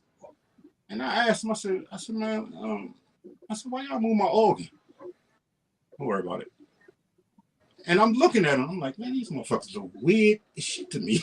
You know what I mean? Like, they look really, really weird. You know what I mean? So I went on with it. They had already had one of the tracks kind of mixed. So I just went in and did a little tweak here, tweak there, tweak there. But I'm looking at track 13. So the engineer leaves out, the guy leaves out. And it wasn't muted, but I could see the meter bridge right here. Right? Just a solid green light, the meter bridge. So I hit solo, I didn't hear nothing. I'm like, well, why the meter bridge just coming up? Some sound should be here. I hit solo. I hear nothing. So he comes back in. All right, that's done. I head back to DC. I come back to one of my engineers that was Horizon Studio. This guy named Gary Yost. And he's done Joe to See. He's mixed for everybody. Timberland, a lot of rock bands and so forth. So we meet up today because he's my main engineer. I'm about to cut another record or whatever. And I'm sitting in the booth. I'm sitting in the control room with him. And I said, Gary, you ever heard of this before? So I tell him what I experienced because he was like, how's New York? I was like, weird. He's like, okay, you know what I mean? So we just talking. So I said, bro, have you ever experienced this before? So I give him the whole story. And when I tell you he was literally just sitting there looking at me, like y'all looking at me right now, right? He's literally sitting there just looking at me. And I tell him about track 13. And I said, you know, tell him everything. He looked at me and said, you don't know, Reese? I said, nah. He's like, that's where they put the signal at. I'm like, the fuck? That's what they do what? He said, that's where they put the signal. That's where they put the signal at. Like subliminal message? Yeah, like a subliminal signal. He said, that's where they put the signal. I was like, what? He's like, you ain't know? And I trust that he said it because I know he done produced engineer for everybody, including Devontae. You see what I'm saying?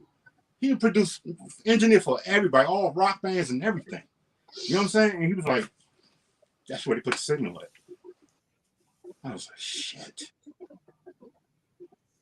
Why that record, out of all the records I've done, is gold.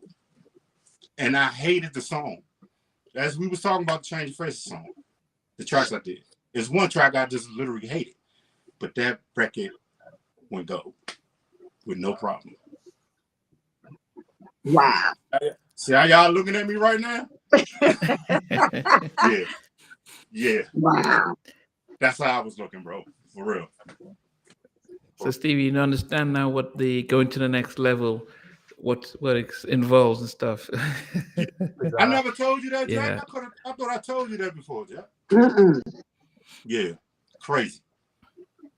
Yeah. That's one of the times that I will never ever forget. You know what I mean? Because I'm like I said, I'm looking at the concert. I was on the SSL, and I remember seeing the green, you know, the meters. It was about that high. I'm like, it got to be sound on here. And I'm looking at the patch bay. I see the return, the send, and everything in the patch bay, and it's all hooked up. There's no bypassing, no nothing on 13 because I'm looking at the patch bay. And when But I hear you know what? Maybe that's why. It was like, what the hell? You know what, Reese? Maybe that's why a lot of our records had to be mastered at Sony. At Sony, yeah. Yep. All of our records had to be mastered at Sony. I ain't think about that. And you know, so something about number 13, you know, Friday the 13th floor. Yeah, that what You the know, thing is, when I sent my reels to New York, I knew I had an organ. I could look at the track sheet. That's how for certain I was. You know what I mean? Because we had to write things down back then. You know what I'm saying? So I'm looking at my track sheet. I know I had an organ on 13. You know what I mean? And then when I get there, my organ's all the way over here on 25. But then you got a big old red mark X on track 13 now. What was the point of moving my organ over? Because it wasn't even no more than 20-something tracks. You know what I'm saying? But the sad thing is you couldn't even trust your manager. You know what I'm saying? It's like Yeah. We couldn't even trust our management because at the end of the day, management knew stuff that we didn't know. Yeah. And you did have some management, selling out with their producers or whatever. I mean, Hiram Hicks was mine. So, Hiram had me. Well, he got Keith Sweat after I was with him, but he had BBD. When I met him, he had New Edition.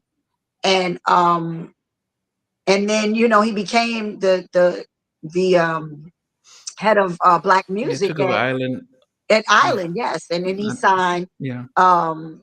Crazy, Jackie, Drew Hill. same circle though. That's crazy. Yeah. Because I Drew Hill worked with and Ricky Bell. what's her Mm. name? Because And I had Kelly produced Price. Ricky Bell at that time. That's crazy. So it's a lot. Like Yeah. it's a lot. So for the ones that don't believe and they think it's conspiracy, there's no conspiracy to this game. It's either you down or you're not. You know, I Exactly. chose to walk away, but I also felt, and I can say this now, I also felt that they knew they couldn't get me to go along with nothing. It was gonna be like, nope, nope, nope, nope, not me. I'm not doing it. Yeah. And I know when they see those people, those artists that are like that, and that are gonna fight back and say, no, we gotta go. Basically, you know, you Mm-hmm. gotta go. You're not gonna be able to, Yeah.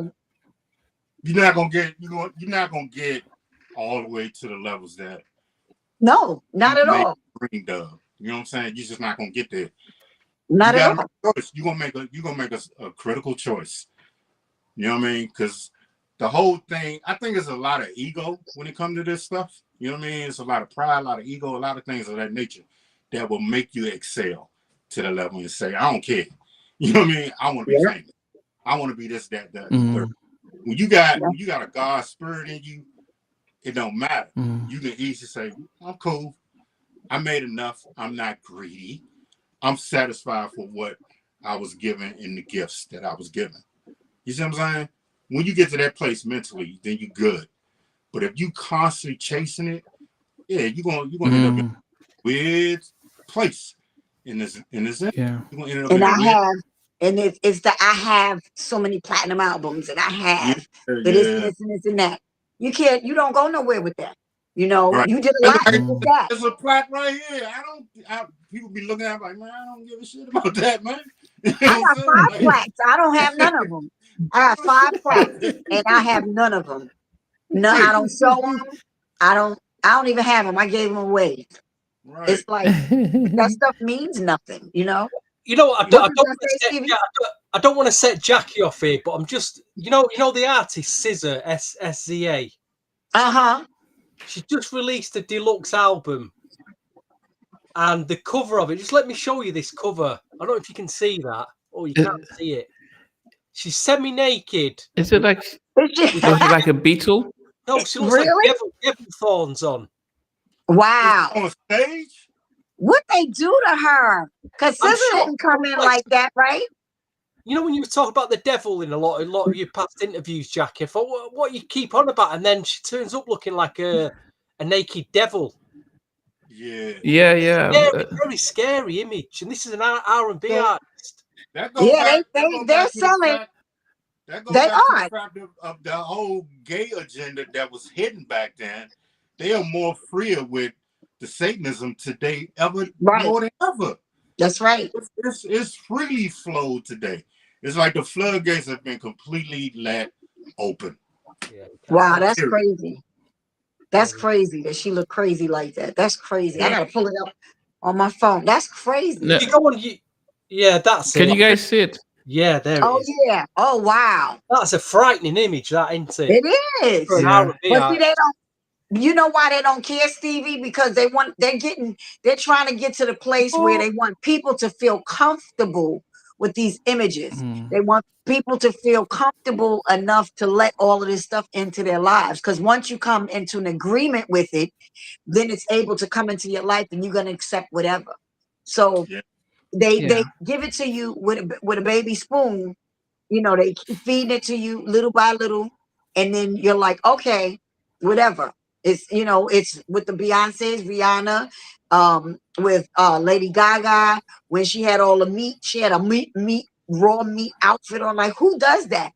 Like, they constantly keep feeding you these little bits and pieces of this evil until you accept it. So we don't know what they're doing behind the scenes now.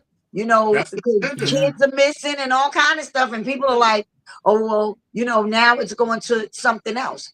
Yeah, there's a lot of people in the industry that's scared to speak up and say whatever it is, that they want to say. They're scared to say it because they're scared that people are going to come after them. They're going to get blacklisted or whatever. But my thing for me Yeah. is, what you going to blacklist me from? Like, you can't tell the people at little bars or whatever that I'm gonna go sing at that I can't come sing. I don't care to be in the business like that anymore because I don't want to sell myself out. You know, I can come out and be butt naked like everybody else. I can have on, you know, my body is not bad. If anything, I gain, you know, a couple little pounds. People say you thick. You know, they're like, oh, you thick now. You thick. We like that. So Right. I could wear those little outfits and have my breasts showing and whatever. And I would, let me tell you, I would have a zillion followers with my eyes closed if I did it. But I'm not selling myself out. Because once you start, that's it. You opened up that Pandora's box, that door, and now you let it in. Now Right. this is what you feed off of. And the one thing I hate about this business is praise.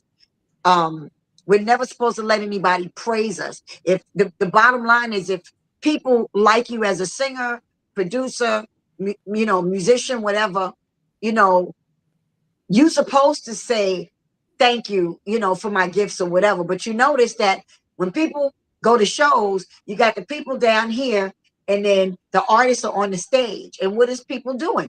Raising their hands and they're clapping and they're praising you. So right there, you're praising the artist. Now, whatever demonic stuff that they're doing, you just put yourself right into that, whatever they just let out. So you at a Hey, yeah, Beyonce concert. let me ask you this real quick. I'm gonna cut you off. Have you ever went in an exec office and noticed that the platform is there and you sitting below? You know what? You're right. Oh my Have you God. ever noticed that? Now that you saying it, listen. I'm not oh gonna my say this. God. I'm not gonna say this person's name, right? Because again, I'm not gonna say this person's name, but I walked into a meeting one time with this particular person, high up, and I remember walking in, and this person was there was literally a platform where Wow. his desk was in his chair, and I remember sitting down. I was like looking up, and see, when you gifted, you see everything. You know what I'm saying? You see everything, and I remember like, what the hell is this? You know what I mean? So Wow. I'm conversing, but I see this person kind of like on the desk, and he just leaning down, looking at me, talking about a deal. We talking about a production deal that was worth millions of dollars, which I ended up not taking. You know what I'm saying? Because my spirit seen the whole office. I seen how the platform was there. I seen how I was to be set down low. You know what I mean? And I seen how this person was to be up above me. You know what I'm saying? You never Wow. noticed that, Jack?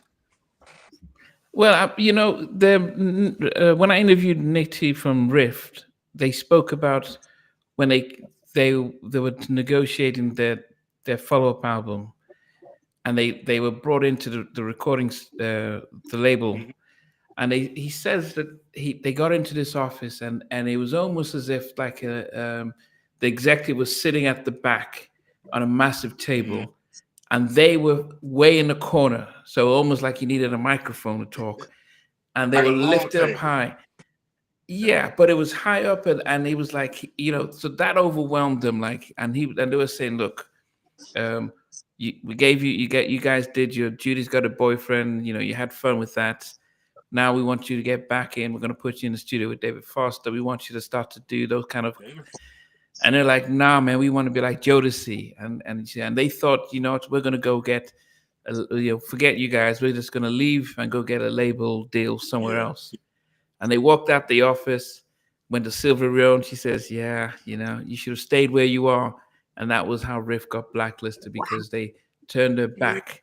But he said it was like when you walked into the office for the meeting, it was like, he said, the Illuminati. It was like stuff that you'd see in a movie that you just don't, when you see it in real life, it just intimidates you and stuff like that. And so people have said it, but as I said, people are a little bit more afraid because they're still trying to make a living in the industry, and they say if you talk about it, people might not.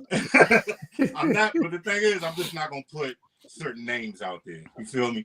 I don't mind talking about it at all because it's my experiences. You know what I mean? I just not gonna put people names out there, but I've seen that, man, and it was just like, what the hell? I felt like As a, this little. You know what I mean? Like yeah. I'm looking up, and then another partner of mine that was A&R at that particular company. He's sitting there, and it's like he was used to it because he's an Wow. A&R at this particular label. You see what I'm saying? He was just used to it, like because he escorted me into it. You know what I mean? Because another phone call, man. You need to come up here real quick. Because somebody so and so this person want to meet you. I ain't gonna say the name. This person want to meet you. You see what I'm saying? When I got there, because I had just recently did a record that was just a bomb record. You know what I mean? And that person took a liking to it. Like, who the hell is this kid in DC? You know what I mean? Who the hell is this kid? You know what I mean? So that person called me like, yo, I need you to come up here real quick. So when that person escorted me in that office, that person was sitting there like it was normal. But to me, in my energy, my spirit, I was like, I'm looking around. Like, what the hell? You know what I'm saying? And I feel this little, but I'm looking up at this person. The person that brought me in kind of talking alongside as to what kind of deal we looking at or what could we do, blah, blah, blah. And then it was like, I give him a couple of weeks, we can structure something out and, send you a rough draft contract and, get up with your lawyers and see if we can put something together. I never signed that contract. I never did it. You know what I mean? That never happened to you, Jack. No, because I signed the contract and I got my stupid self in trouble. I got signed by the president of MCA at the time. So, but I'm saying, did you go into that office though at MCA? No, I mean I've seen some offices like that, but not that deep. No. No. It's certain things I would never forget when it comes to this stuff, man. For real. That's why I never wanted my oldest son to be in this business. He was fighting, early to get in, but some people got this to say, that to say, well, why you ain't helping your son do this and blah blah blah. And I was still under that indoctrination of, keep quiet. You know what I'm saying? You under that indoctrination where you just say, don't say nothing, be quiet. Even like today, you see me not saying certain names. You see what I'm saying? But that was mainly my primary reason to try to deter my son from getting in this business. My oldest son. One of my but even with the Diddy stuff, people in the industry aren't really saying anything. It's a lot of people that are on the peripheral that are coming up with all these things, but people in the know are keeping quiet because they can easily get implicated with stuff. So they're all keeping quiet. They're not saying anything. They just, no one's saying anything. It's, it's on the news, but these are people that are not invested in it. So because, as you said, if you the tapes that as I said, each they're filming you just walking in an office. So that they know they've got what they've got on they people. don't So want them one of them videos, Namdi. That's why they ain't saying nothing. Everybody that's quiet is on one of them videos, and it's something on somebody. You was there, you saw something, whatever. I never got invited to a Puffy party, and I worked with them, and I was at, You want me to say what just happened to me with the whole Warner? With the what?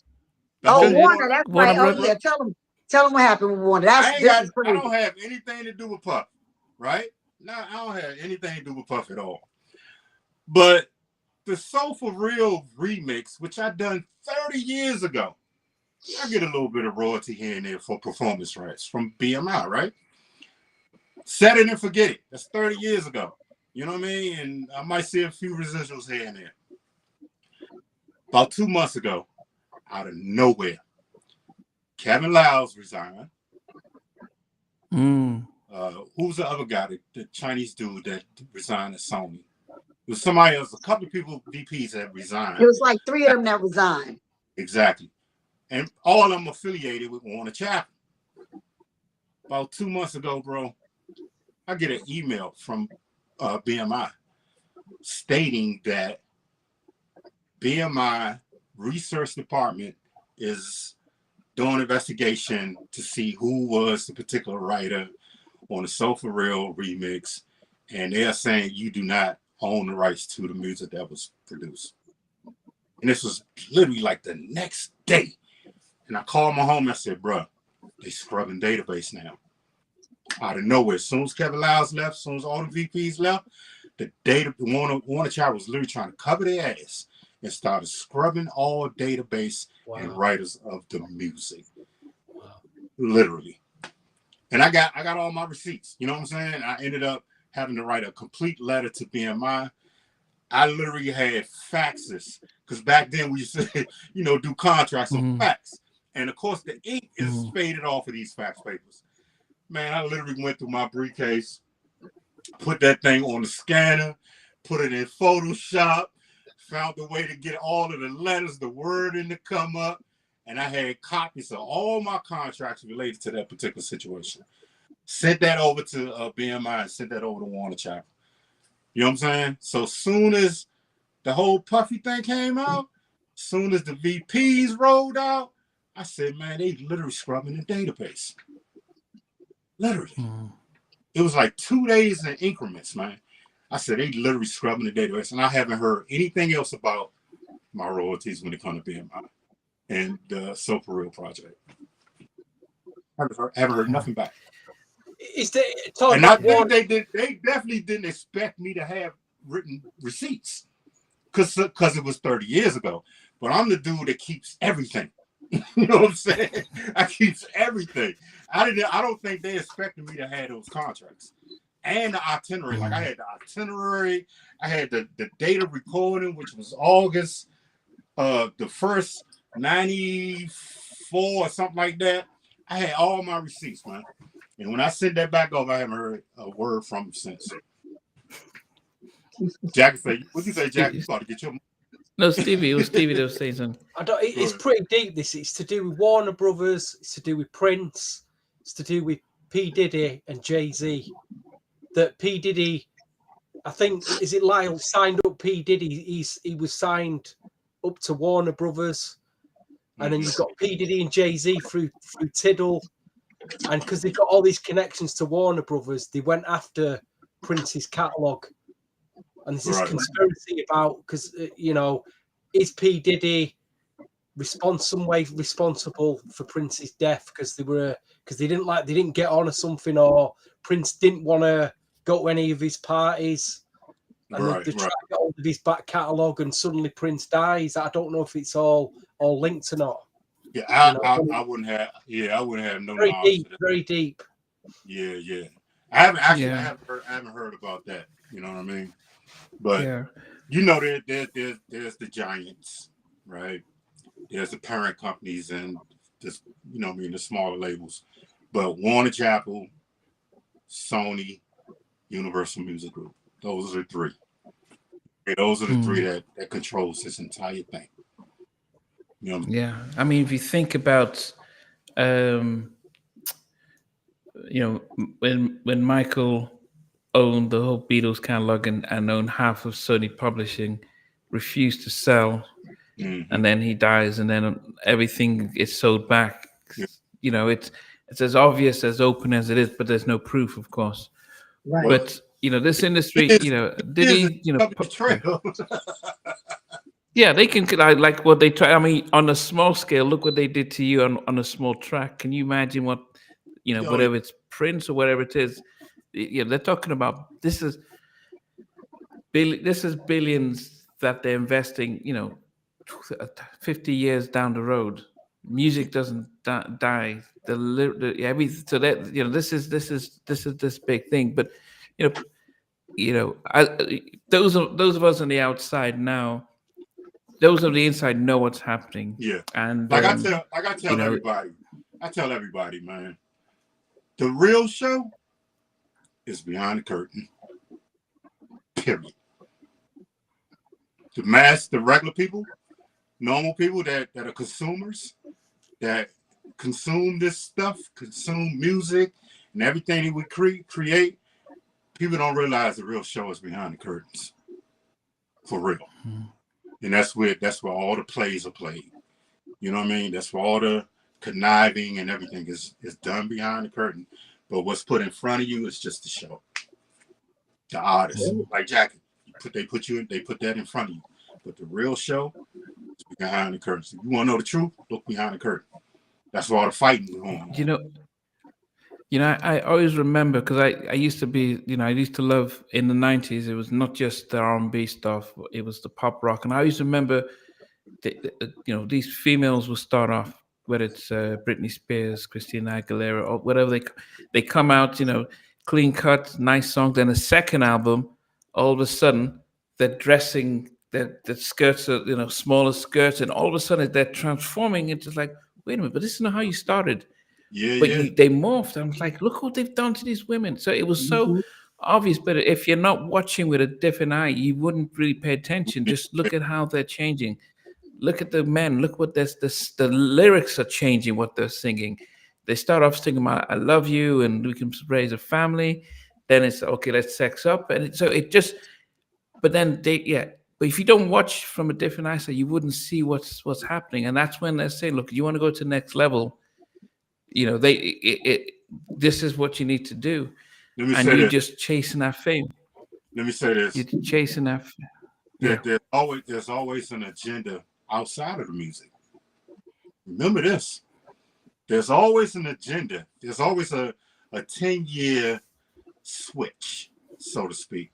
Even if you look at politics, you look at government, you look at any of that, right? Stars, musicians, athletes, I don't care what it is, anything related to entertainment is about the influence. You must constantly influence the sheep for their agenda to go. So let's go back to early 90s. You got gangster rap, you got killing this, drug this, blah, blah, blah. I didn't realize that I was a part of that agenda because most of the gangster music that I was writing, because I was doing rap music too. You know what I mean? So every song that was geared towards imprisonating or financing the prison complex, their contracts with the prison complex, every song that I made to influence another young black man to go out there and kill each other or sell drugs, or to even like the love songs, all of the sex and this, sex and that. You know what I mean? But none of those songs said nothing about wearing a rubber. You see? All those songs was for you to have unprotected sex because of the AIDS epidemic. There's an agenda outside of the music. Most artists are used to be the influence of the masses of sheep, of the people. Period. That's it. And we get paid millions of dollars to do it. Just like I said, when it comes to sports, you know how many men go crazy over the game, over this happening game, this game. Most men spend majority of their time thinking about sports instead of elevating their mind. That's a preoccupied situation. Sports is basically to preoccupy your mind from being free and thinking, to be a free thinker. Because an idle mind is a dangerous mind.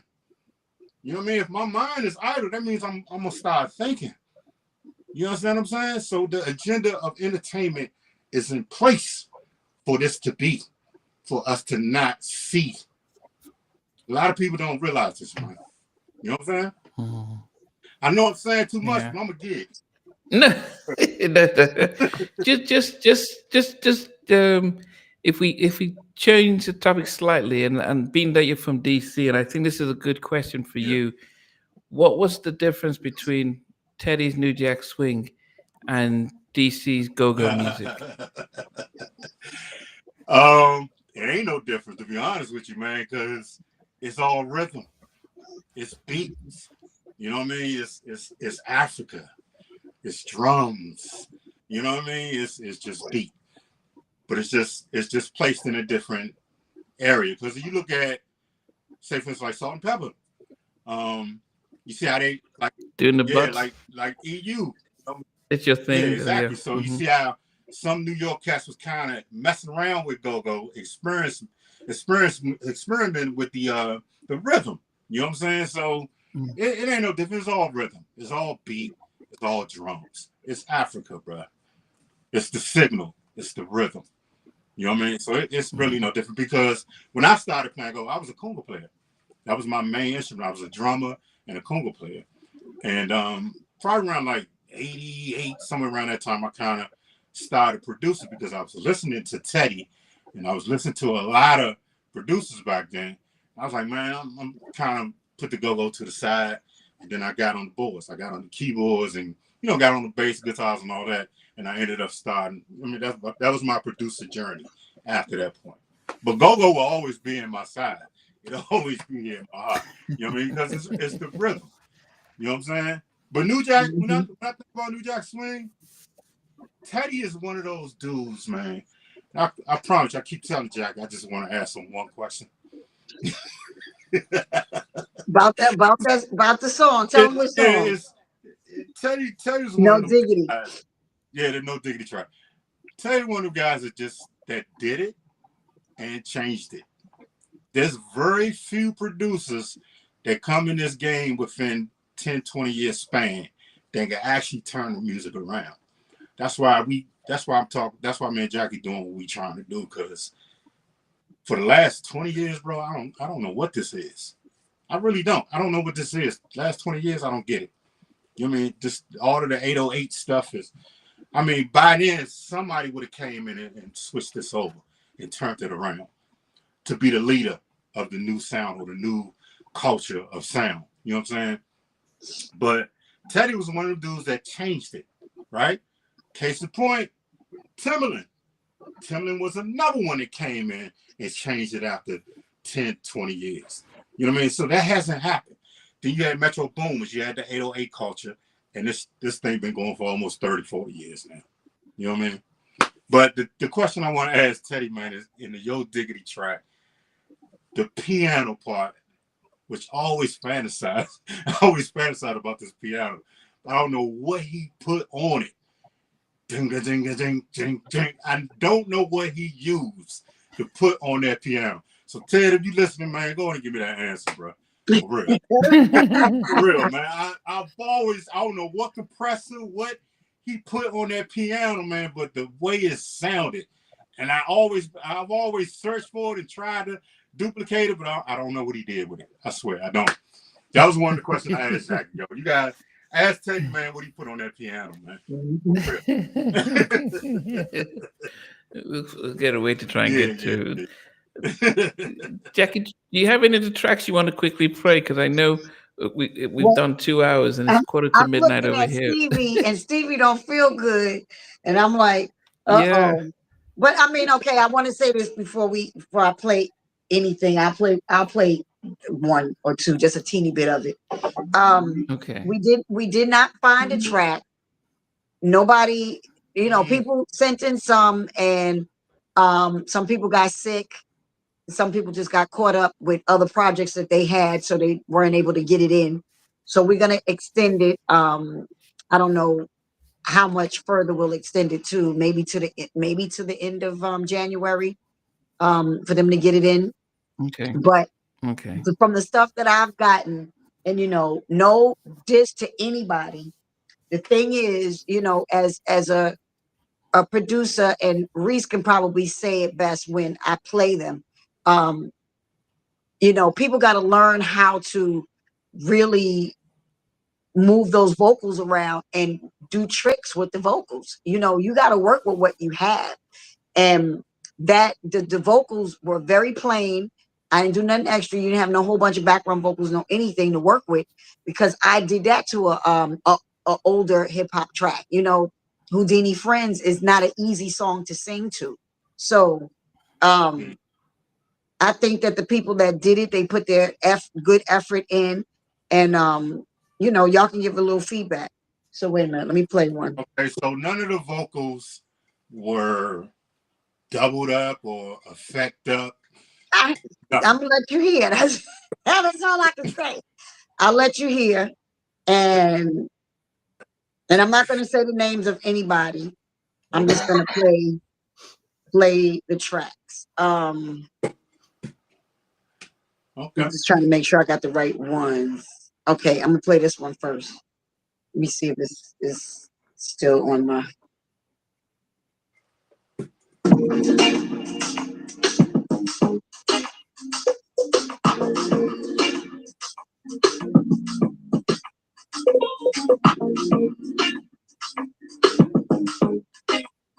I hope I played it right. If you really want me, tell me that you need me, alright. We'll say that. If you really need me, just reach out and call me tonight. I need to know if you're really rocking with me. All right, cut it.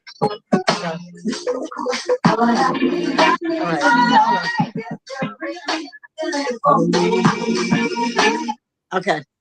Kill it. That sounds like a remix. Definitely, you know what I mean? That got remix vibes, not a record vibe. You know what I'm saying? It's interesting, though. It is interesting what they've done. You think? You like it? What y'all say? Done. I don't think it was terrible. It's good. It's nothing, you know. It's completely different from the other mix I've heard. Original. It's interesting. It's not bad. Yeah, you know, as Reese says, you know what happened. You know, I think one of the things that we learned from the Bad Boy era is how the remixes sounded better than the original. So even if you said it sounds like a remix, it actually is something that's very familiar to us who liked actually when remixes would come out. So we know what the original sounds like. And it's like anything else would definitely come across like a remix, and it sounds like a 90s remix, which is still an era that we're still passionate about. So yeah. And see, it was definitely if you have to reference it to the Houdini track and then listen to that, it's a remix. You see what I'm saying? In my mind, I'm thinking about the Houdini track as I listen to that song. That's a remix. But you it's a remix competition, right? Wait, what'd you say, Stevie? We're on a remix competition. Is this a remix competition? So he's done. That's it. Then he's fulfilled the quota. Give me a remix. Yeah, but she looking. What was you looking for? You looking for an original, right? Even though I just made that statement, say we didn't think about that, right? You're looking for an original composition for that particular song. You know what I'm saying? Yeah, I mean, for me, I didn't want it to sound like somebody was trying hard. Now, I'm gonna say this one is not bad. This one that I just played, it's not bad. But the thing is, it has to fit into the other stuff that we're putting on the EP. You know what I mean? Yeah, but they don't know that, do they? We don't know what he did. No, they didn't. That's why. Okay, we got to be fair. You're right, Stevie. We got to be fair. So they need to hear some of the other stuff that's going to be on the EP, so they kind of get, they'll get in their minds of something that that can fit in whatever. But we got different kind of stuff that's going to be on the EP. Like I'm putting the remix of Riches of the World, and I'm putting Time and Time, and I'm putting Slow Down and No More, and I feel that it just have to fit in there somewhere. But I didn't think this one was bad at all. You got another? Did it remind you of Manifa's Baby Don't Go? I Miss You, Come Back Home? What? That's what that remember the remix of Come Back? Yeah, it reminded me of the the remix of Baby Come Home, doom, doom, doom. I know what you're talking about. Yeah. Well, you know what? Yeah, so let's come back to that one. We'll come back to that one. Maybe we need to hear that one one more time. Do you have another one to play? Yeah, I have a few. So okay, this is another one.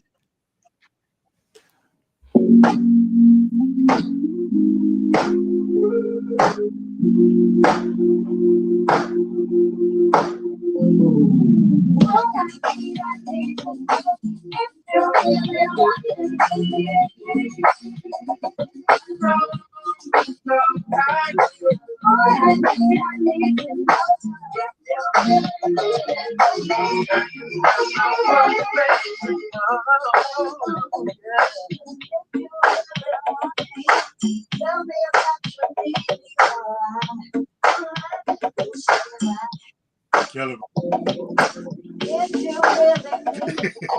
So, Nah, okay, let me stop it. So I'm gonna tell you what bothered me about this one. It's not the fact that, because I thought it was very creative to put the vocals, but the track sounded old. It's dragging and it sounded old. It just didn't. None of it was fitting together. But I did like the fact that they drum added vocals. selection all wrong.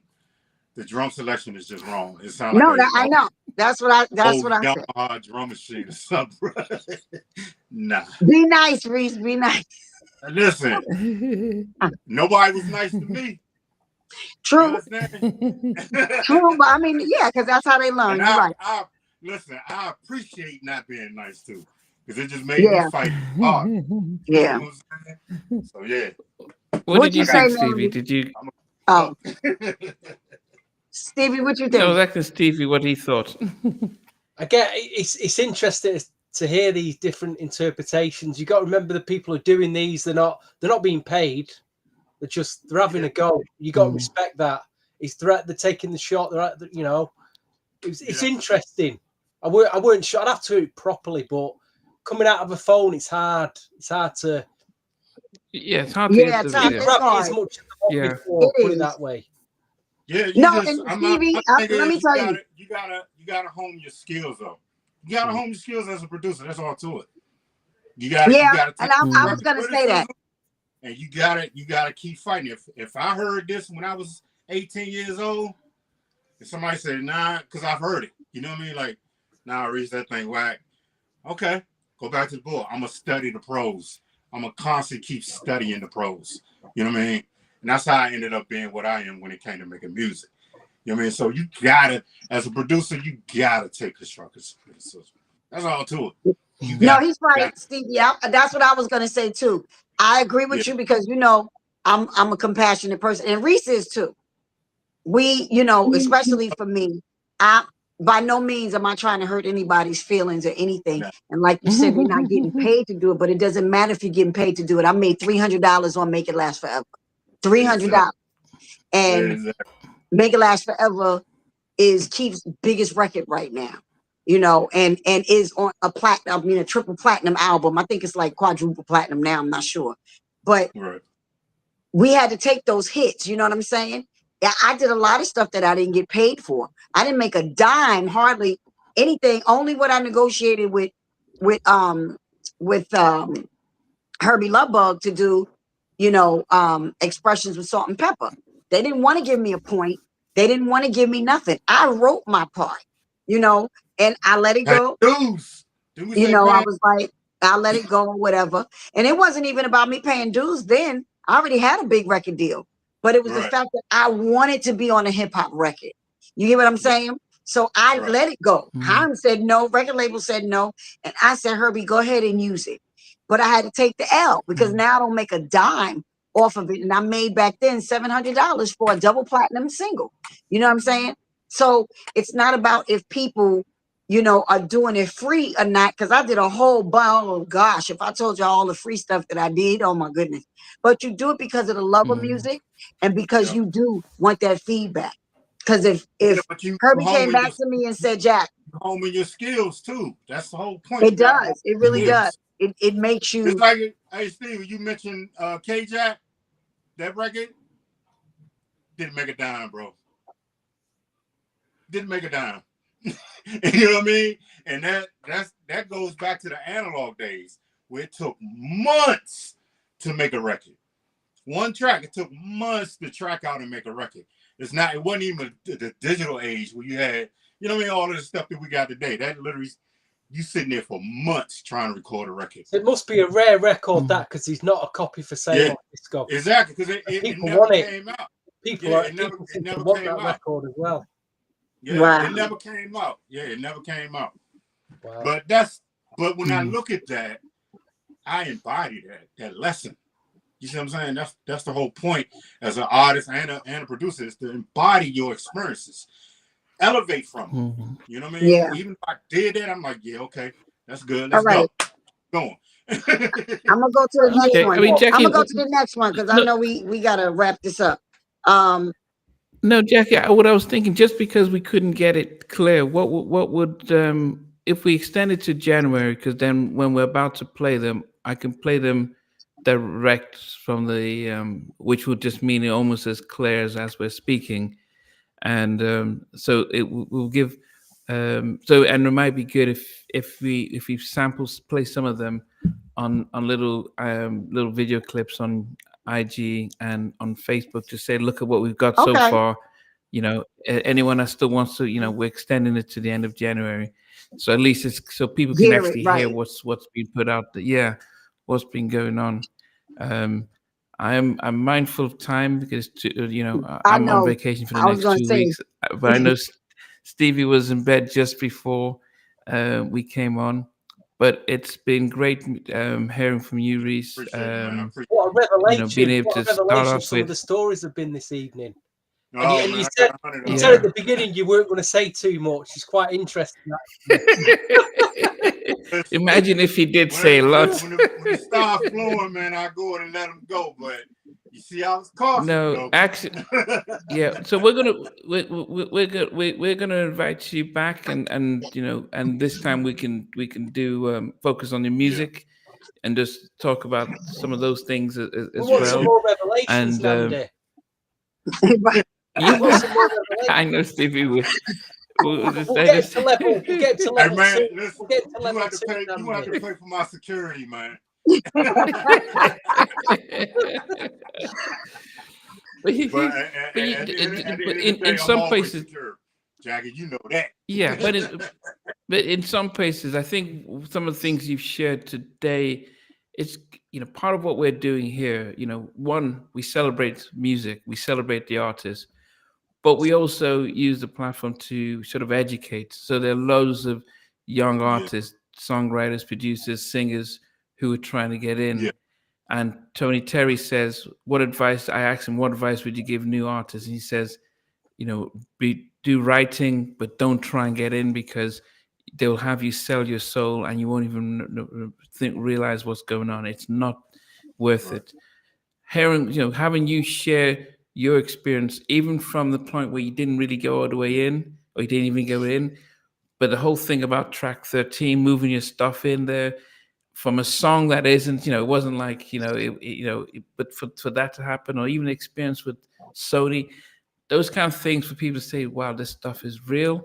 So we need to make a decision because we can't, no excuses now. If we're hearing Right. this and we're still banging in the door, there's no Yeah. Yeah, excuse. So a lot of what you have to understand is that you're sharing to really protect the younger generation, just as you try to protect yeah, your son. exactly. There's lots of kids out there that need to hear stuff like this. And as you did it eloquently, you didn't name names, which is important because you don't want lawsuits flying around. And you know what they say, So, you gotta say, but at you gotta least say you, allegedly now. You know what yeah, I'm you can saying? say allegedly, but you don't even need to But it name ain't. names. It's I not an know. allegedly thing for me because I'm the person. You know what I'm saying? Like Yeah, yeah, I'm yeah. there. But you said, you went to an office, an executive. You didn't have to say, well, it was Susie this, or you didn't have to name a name. You just said it. So we just had the image of Hmm. stuff.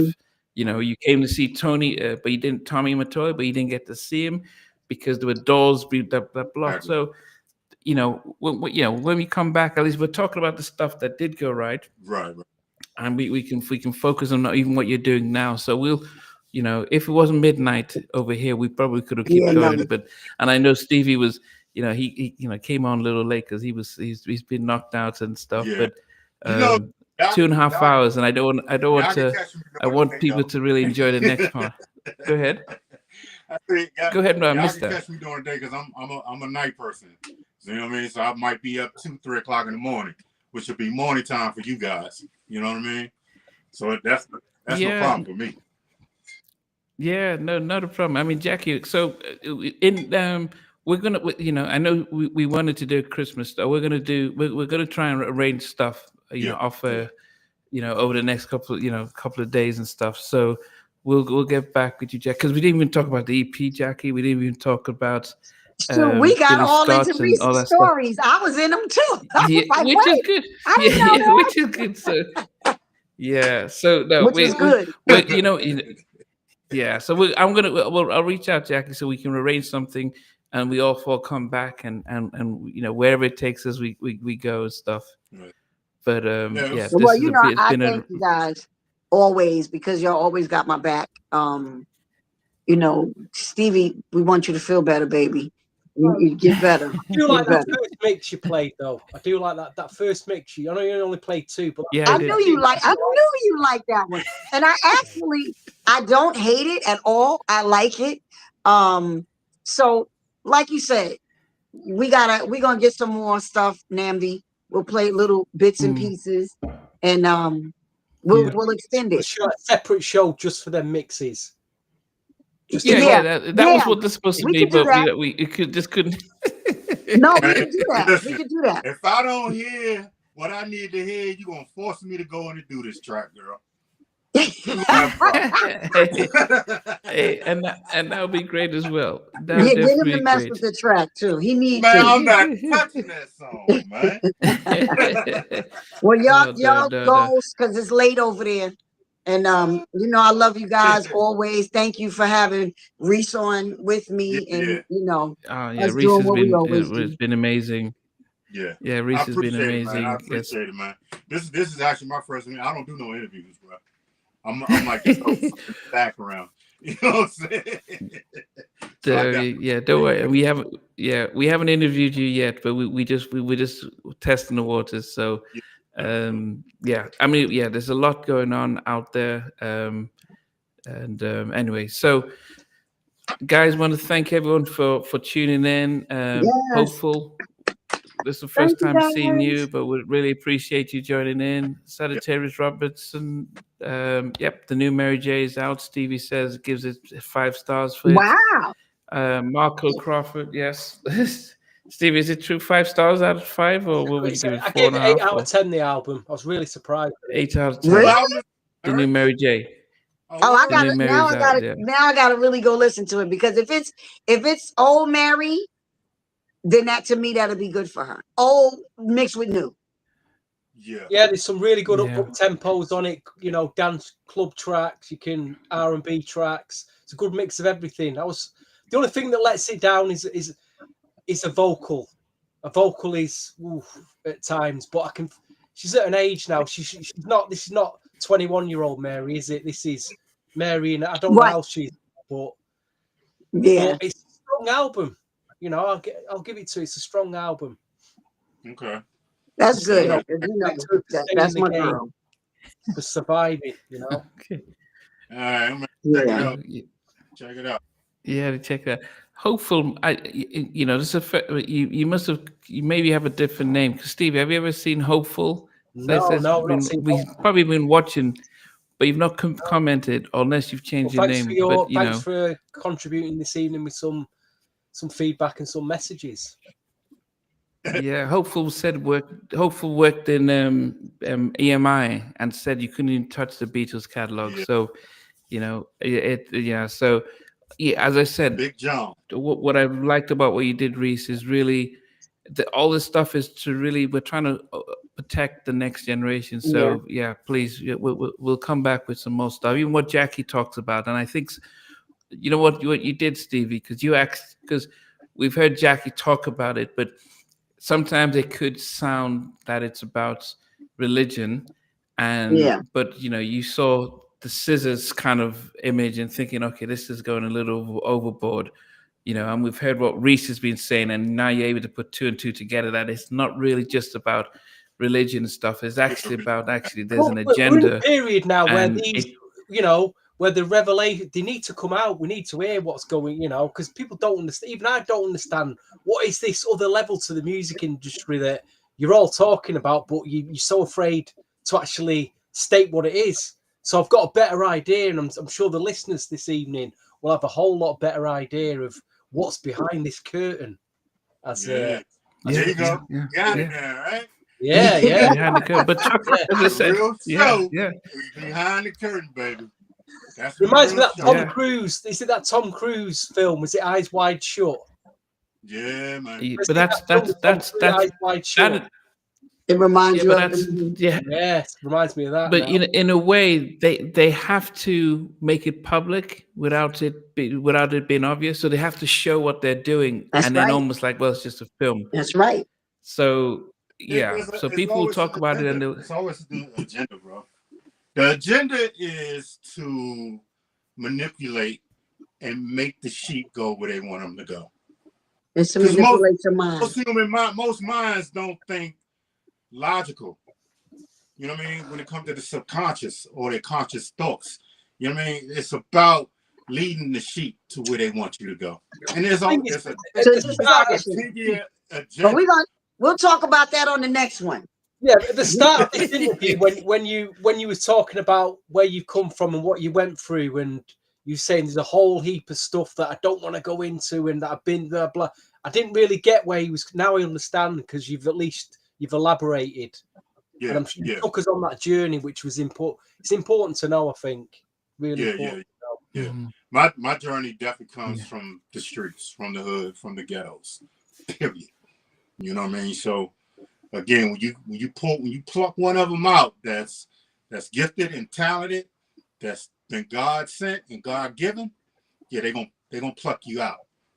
You know what I mean? Offer you everything. What is the main thing that a label or exec says to a person? What do you want? That's right. That? That's the key words. What do you want? Y'all notice that? What do you want? It's true. And they will give you what your conscious mind and value that you think you are from where you come from. So if you come from poverty, you come from the hood, you come from the ghetto, 10 and whatever year that is, let's say hypothetically 89, $10,000 is a lot of money back in 89. Mm. And in your mind, you're like, man, I want $10,000. That feel like $1 million to you. And that's what they offer you in that contract because they know their agenda is way bigger than what you set your price for. What you set your price for your soul to sell out. You know what I'm saying? And any record label, any situation, you will always hear, what do you want? That's it. Yeah. We can end it now. Oh goodness, we're getting ready for part 2. We're getting ready for part 2. So I appreciate it, Reese. Jackie, we love you always. We love you. We love Stevie, you. thanks for being a trooper and showing up, and thank you, Stevie. everyone, everyone for coming in today. Merry Christmas, all. Merry Christmas. Two more shoplifting days to go, remember. Only 2 left now. Yes. Y'all enjoy. I don't do Christmas, but y'all enjoy. Yeah, I don't do Christmas neither, but salute.